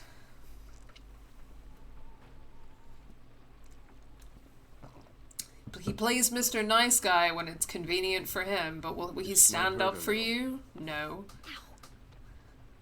How's she look? Her suturing skills need some work, but otherwise, I say she should be fine. So, it wasn't a lurker bite? If it was, the fever would have already set in, and her temperature would be through the roof.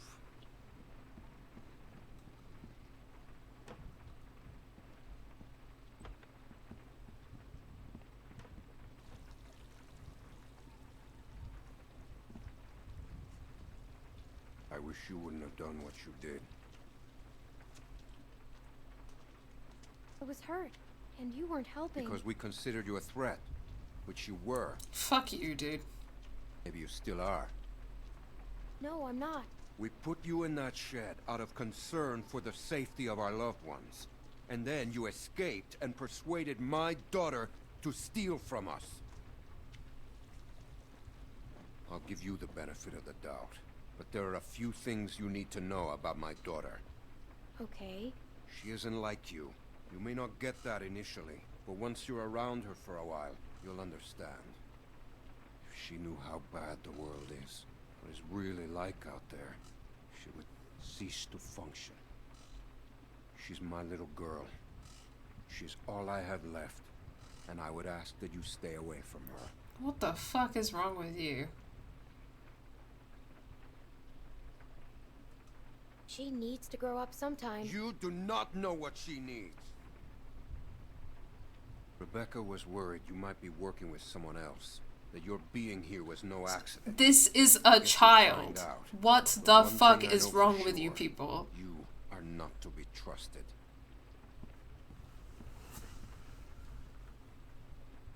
Stay away from my daughter. Hey, brought you some food if you're hungry. Listen, I'll take it, and I'll play nice, because it's to my advantage. That's gonna leave one hell of a scar. But I don't fucking trust you.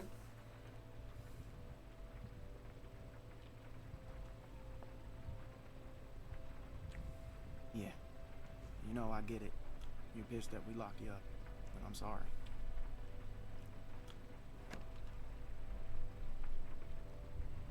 Yeah, I share your indignation in the chat at Nick. Hey, look. I just want to say I'm sorry for being a dick out there. I got kind of aggro, and that was definitely not cool. Nick's been known to go off every once in a while. Don't Sorry, hold it this guy against is him. Nick. Yeah, I guess we all Carlos is the doctor. You definitely had one out there.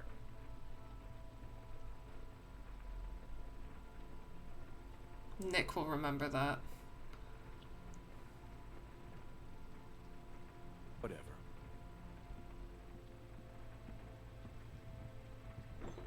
I don't know. I don't think he deserves my forgiveness right now. Look, he means well. He just loses it sometimes.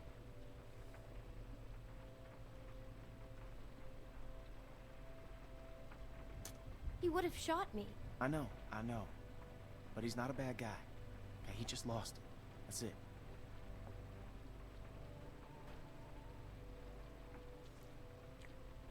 I hate you people. So, since you're pretty much on your own, what's your plan?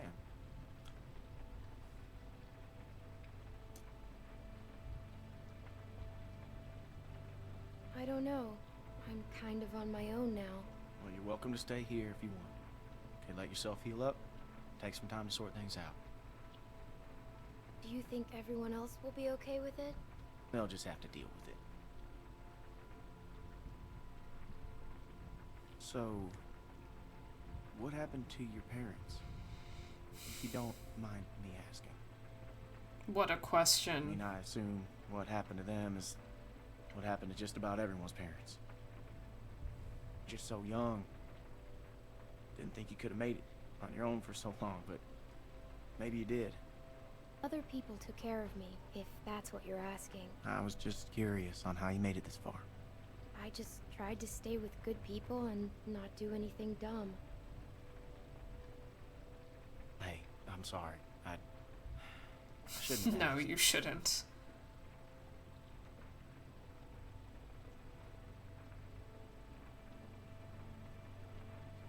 My parents went on vacation and left me with a babysitter. And they never came back. We went to Savannah to find them, but they were already dead. Wow. Well, I'm sorry to hear that.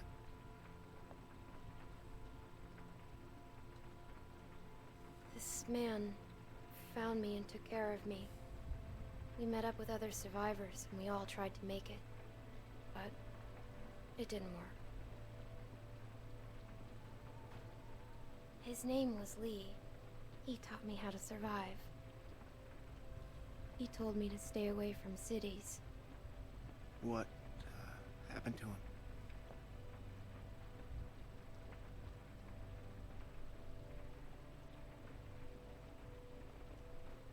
I ran away. I was stupid. There was a man who said he knew my parents. I thought I knew what I was doing, but I ran away, and Lee died because of it. Maybe he would have died anyways. It was my fault. I just... Sometimes people die because of me.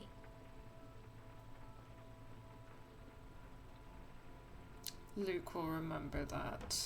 I hate to interrupt, but I'm out there standing watch and I can't help but notice this place is lit up like a goddamn beacon in the middle of the woods. Yeah, it's time to turn in anyways. Now get your winks while you can, because we're going fishing at first light. Couple fresh brookies for dinner? Wouldn't that be nice?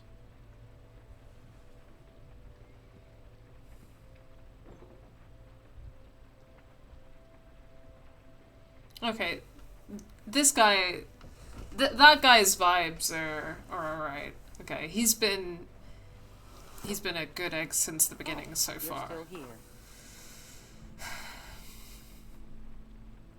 You can get wrecked though.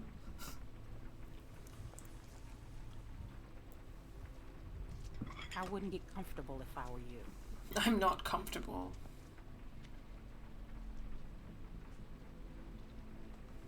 I'm a little girl. You know what the hell you're doing. We got enough problems, and we don't need any new shit. Get it? You got what you came here for.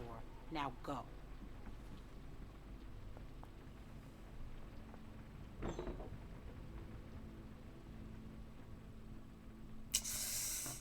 Well, fuck you too then. Jesus Christ. It's interesting because, like, I guess, like, the way How you that... holding up? I heard you got an earful from Rebecca last night.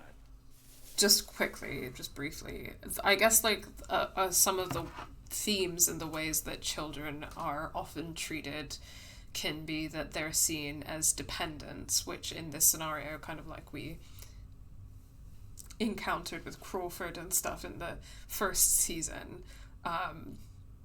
you know, being seen as another mouth to feed, someone who can't take care of themselves, etc., a dependent. So that's a factor kind of in this situation. But then children can be characterized as like innocent, or which obviously, like, the idea of innocence is very much like an idea, you know, it's something that I'm not sure really exists unless you're literally fresh out of the womb. But that's, you know, that connotation is attached to children, right? That they're like innocent and they can't take care of themselves, etc. And that kind of idea, those ideas are often used to justify the oppression of children, actually, because it's used to justify the fact that children don't have any rights, like, oh, they can't make decisions for themselves, etc. And often when we talk about oppression in general, I think when we should really pay attention to like deeper, closer attention to the ways in which we talk about certain groups of people being infantilized, because if what we're saying when we say that disabled people or women, etc., are being infantilized, what are we saying about how children are treated, right? It's to say that to treat someone as an infant is to treat them badly. That's what it means to say that like women are infantilized, or that disabled people are infantilized, particularly not just badly, but treated in this particular way as like someone who has no agency and no ability to kind of make their own decisions, etc., etc.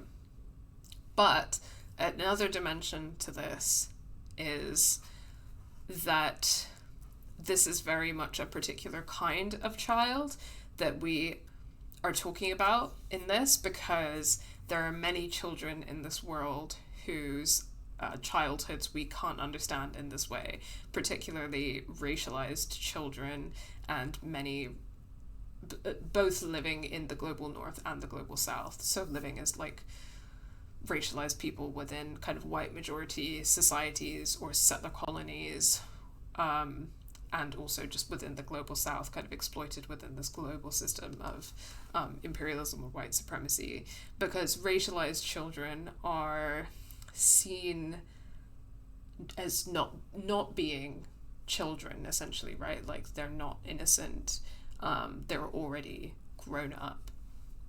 And so that kind of violence is very different, because, you know, we see it all the time, for example, in like one of the most famous examples being like the way that black children, especially like black boys who are like 13, 14, will be characterized as like black men, and then will be shot by police officers, right? They'll be like, oh, that was like a dangerous black man, and it's a 13-year-old kid, right?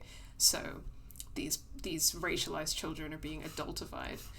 In the Palestinian context, you see it all the time as well. You know, people are talking about like terrorists and children being raised as terrorists and like terrorist operatives, etc. The Israeli state like mass incarcerates children, and that's like a whole thing. Often young Palestinian boys from the ages of 13 onward, sometimes even younger than that, are incarcerated, tortured, etc., targeted at these very young ages, particularly because like boys that age are they're often imprisoned, particularly in the West Bank, on charges of stone throwing. So again, they're being characterized as like these evil, aggressive, terrorist men, when all they're doing is resisting the occupation, and also they are, you know, they're children, they're like 13, 14. But also kind of a case that was discussed quite a bit recently was that in Gaza, a 6-year-old girl, Hind Rajab, was killed. A audio clip circulated around the internet of her making a phone call to the Palestinian Red Crescent to call for medical help. She was trapped under the rubble. It's extremely difficult to listen to that call. But she was a 6-year-old child, you know, and Western news was reporting on this story and calling her a woman. They were saying that she was a Palestinian woman. And the way in which this adultification of Palestinian children is used to justify the genocide of Palestinians, the way that black boys and black girls as well are adultified in order to justify violence against them. Not just kind of police violence, but other kinds of violence, sexual violence as well, you know. in the adultifying and the hypersexualizing of certain kinds of racialized women, in this case black women. So there's a lot to consider here. In Clem's case, and in the case of what's going on in this game, I feel like, you know, there's a sense in which, because of what is happening, she has had to grow up fast. You know, she has to learn how to take care of herself because of the circumstances. And part of the circumstance is that within this disaster scenario, people have, you know, internalized capitalist individualism, so they aren't taking care of one another, and they aren't taking care of, you know, children, the elderly, the sick, etc. Crawford is the most extreme example of that, but the way that so many of these groups talk about, like, another mouth to feed, etc., etc., it's eugenicist rhetoric. And, you know, the people we're talking about are the elderly, the disabled, children, when we kind of talk in that way.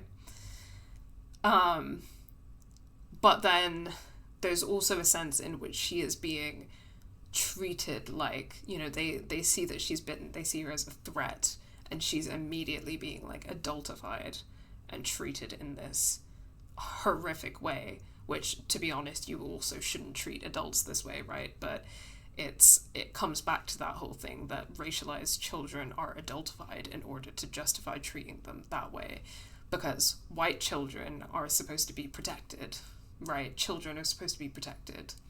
And that's a whole other conversation, because I just talked about how the idea of children as being, like, innocent or unable to have any agency is also violent, because that's, you know, weaponized to mean that children don't have any rights, and it's under the name of protection.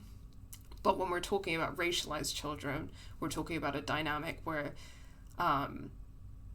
they aren't supposed to be protected, but ideologically it's like, oh, children are supposed to be protected, so we have to say that they're not children, right?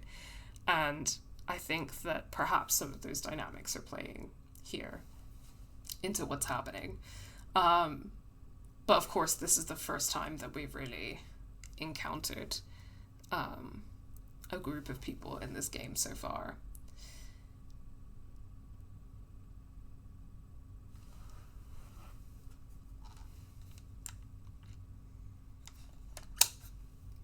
Is anyone else's connection really shaky, or is it just me? I think that my connection looks... I mean, my computer is telling me that my connection is good, but I don't know if it actually is. Not me. Ah, okay, cool. Nope, it's just me, lol. Sorry, B, do you mean that your connection is fine? Or that it was not fine for a while?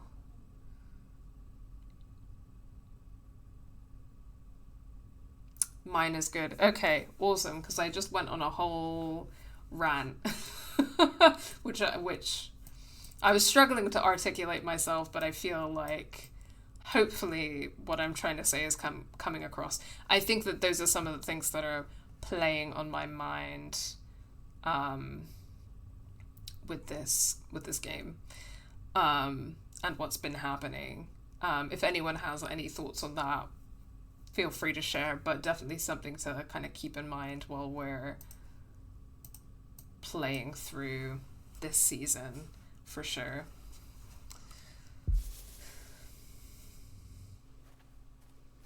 Once she gets going, there's no bringing her back.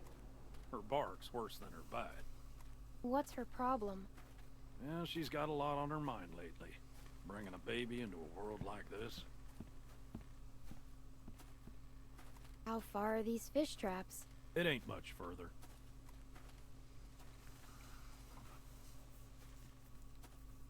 Anyone teach you how to shoot? By that I mean taught proper. Any idiot with a finger can shoot. My friend Lee taught me. That's good. It's important nowadays. I should have said just not a rifle, but... Nick was about your age. First time I took him hunting. Came across this beautiful 13-point buck just standing there on the ridgeline. Boy takes the rifle, he lines up the shot just like I taught him, and then I hear him start whining. He turns to me and he says, "I can't do it. I can't shoot it, Uncle Pete. Please don't make me shoot it." Really? No way. Hey! Why didn't you wait? You want us standing around while you piss on a tree? You know where the river is, boy. Anyway, so I grabbed the gun out of his hand before the big buck runs off, when bang, the gun fires. Boy nearly gut shot me, and of course the buck gets away. What are you going and telling her this shit for? Because you almost blew her face off yesterday. Seems relevant. Trying to let her know it's nothing personal with you. Why are you always giving me a hard time? Because you're always giving everyone else a hard time. Okay, Pete's a I good tried to egg. apologize already. She ain't having it. Well, can you blame her? Let's just get to the river. You're always trying to embarrass me. You're doing a good enough job of that on your own. Leaving us again. I know where the fucking river is.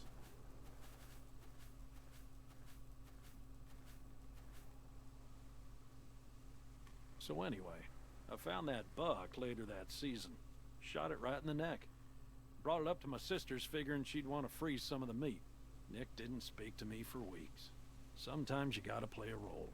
Even if it means people you love hate you for it.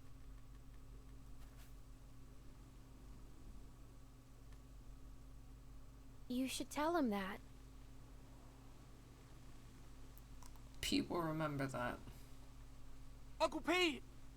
Something's gonna happen to Pete, because every time I get attached to someone... Nick!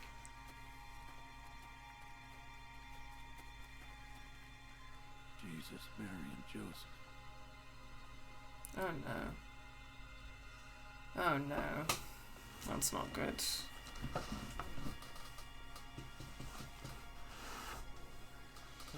Full of holes. Who do you think did this? Not sure yet, but it ain't your average gang of thugs, that much I know. Think about it. You're Carver, what do you do? Who's Carver? Check those guys there. Be careful. Some of them might still be moving. So they were shot dead by humans.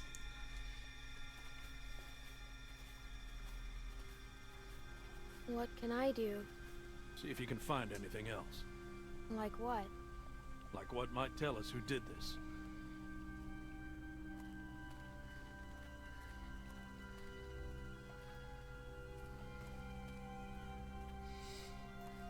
Okay, good. I'm glad that you guys heard most of my rant. What's this doing here? Yeah, maybe future video essay potential in, like, the oppression of children as a topic. This one's shot too. Through the head? And, like, a game like this is a Yeah. case study. Check the rest. And look for ammo. We're running low. But I don't want to speak too soon. We need to play the rest of the game.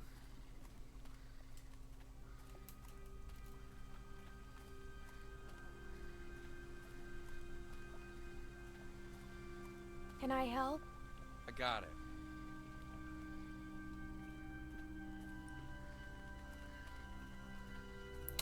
Okay. I just, you know, I don't know how he thinks that saying he's sorry is the solution, you know? That, obviously it's good that he said he's sorry, but that he gets to be pissed off that she didn't accept his apology right away, you know? Everyone's kind of piling on her asking for an apology after putting her through something really fucking awful.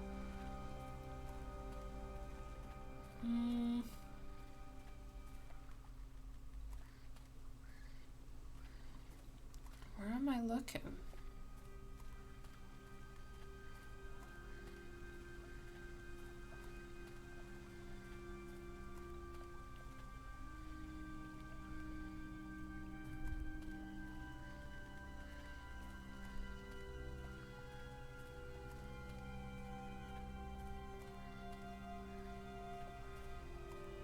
Is he shot too? Yeah. These fellas got lit up something good.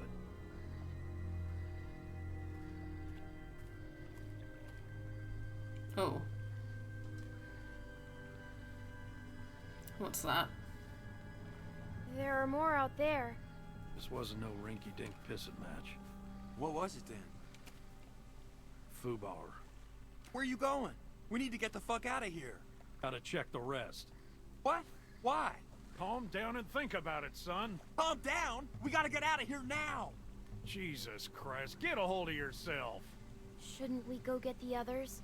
Wish we could. But one of these folks might still be alive, and they just might be inclined to tell us who did this. We gotta do this now. Stay here. Keep searching these. This is a dumb idea.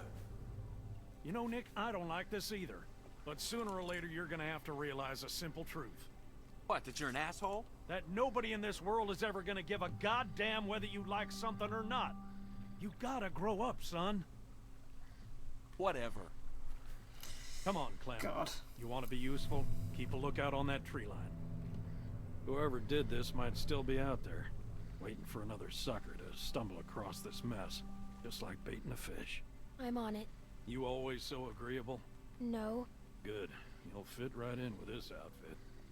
Look, just keep your head on straight. Yeah, that bugs me when people get mad at you for not forgiving them fast enough. Yeah. Hope this isn't anyone you know. I don't know, if you really want to fix things, then you don't just say sorry and expect people to forgive you straight away, because that's not how people tend to work. Damn it. More on that side. You check out these ones. See if there's anything on them that'll tell us who they were. Saying sorry is also, like, rarely enough, right? Like, if he's really sorry, then he'll treat her differently and, like, prove that he's sorry. But instead, he's, like, got in a pissy fit. Her bag!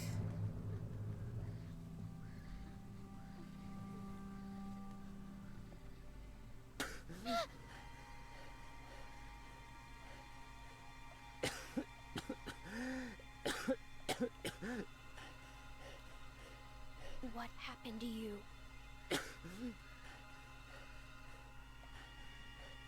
You were in the woods with Krista. The woman I was with. What happened to her? Please, tell me. Tell me. Please.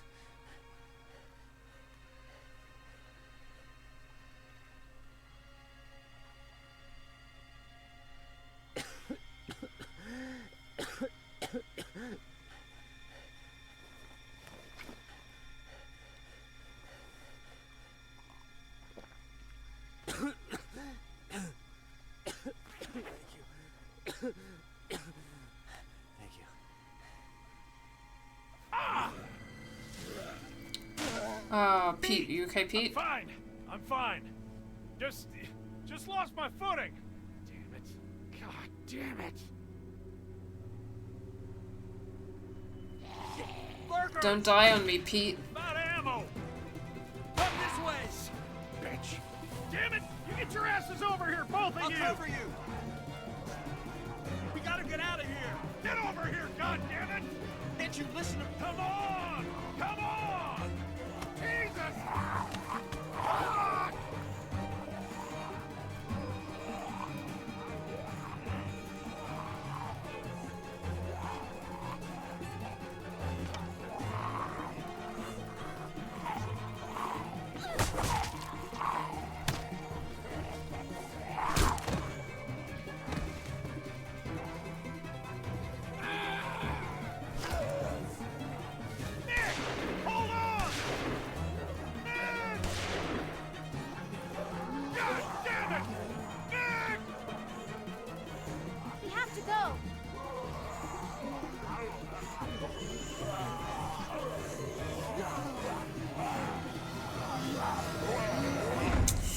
Well, had my first save this person or save that person event, and I was like, easy peasy. I'm saving Pete. Although I think Pete might be... What are you gonna do? might be doomed. Oh, if we can cut off his foot fast enough, we could save him. Someone came here looking for you. A man. What? Did he say what his name was? We know damn well who it was. Who is he? One of the guys we were with before. What's he gonna do?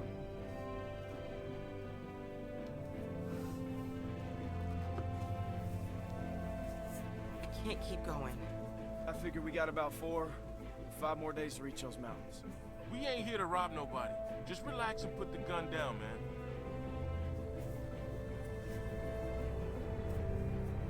I thought you were dead. Damn. Split decision. Trophy earned. Okay, my choices. Episode 1. Did you try to save Krista? You and 58.7% of players stopped to help Krista. Did you kill the dog? You and 52.5% of players killed the dog. Did you accept Nick's apology? You and 48.9% of players did not accept Nick's apology. Did you give water to the dying man? You and 43.2% of players gave water to the dying man. Did you save Nick or Pete? 59.6% of players went with Pete. Okay. We've got a couple more split decisions on Nick's apology and killing the dog. I don't know why you'd be stingy about giving water to the dying man, but whatever. I also don't know why you wouldn't try to help Krista, but whatever. I also think that seeing like 60% of people going with Pete makes a lot of sense. Because like we don't have much time with these characters before we have to make that decision, and Pete is so obviously more likable than Nick. But we would definitely be curious having a version of this game where you go with Nick, because that could be possibly an interesting relationship. But why would I choose Nick? You know? Okay. What was I gonna say? I think I was gonna say something, but I don't remember. So I'm sure it wasn't that important. Overall, these are pretty split. Yeah, they are. I think they are. Okay, that background image seems to be similar to the area that we're in at the moment. Maybe slightly different, but you hold similar. Your every breath.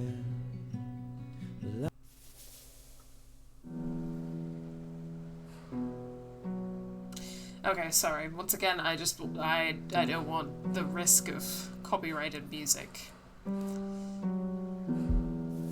Okay, yeah. We've opened up the My Choices tab.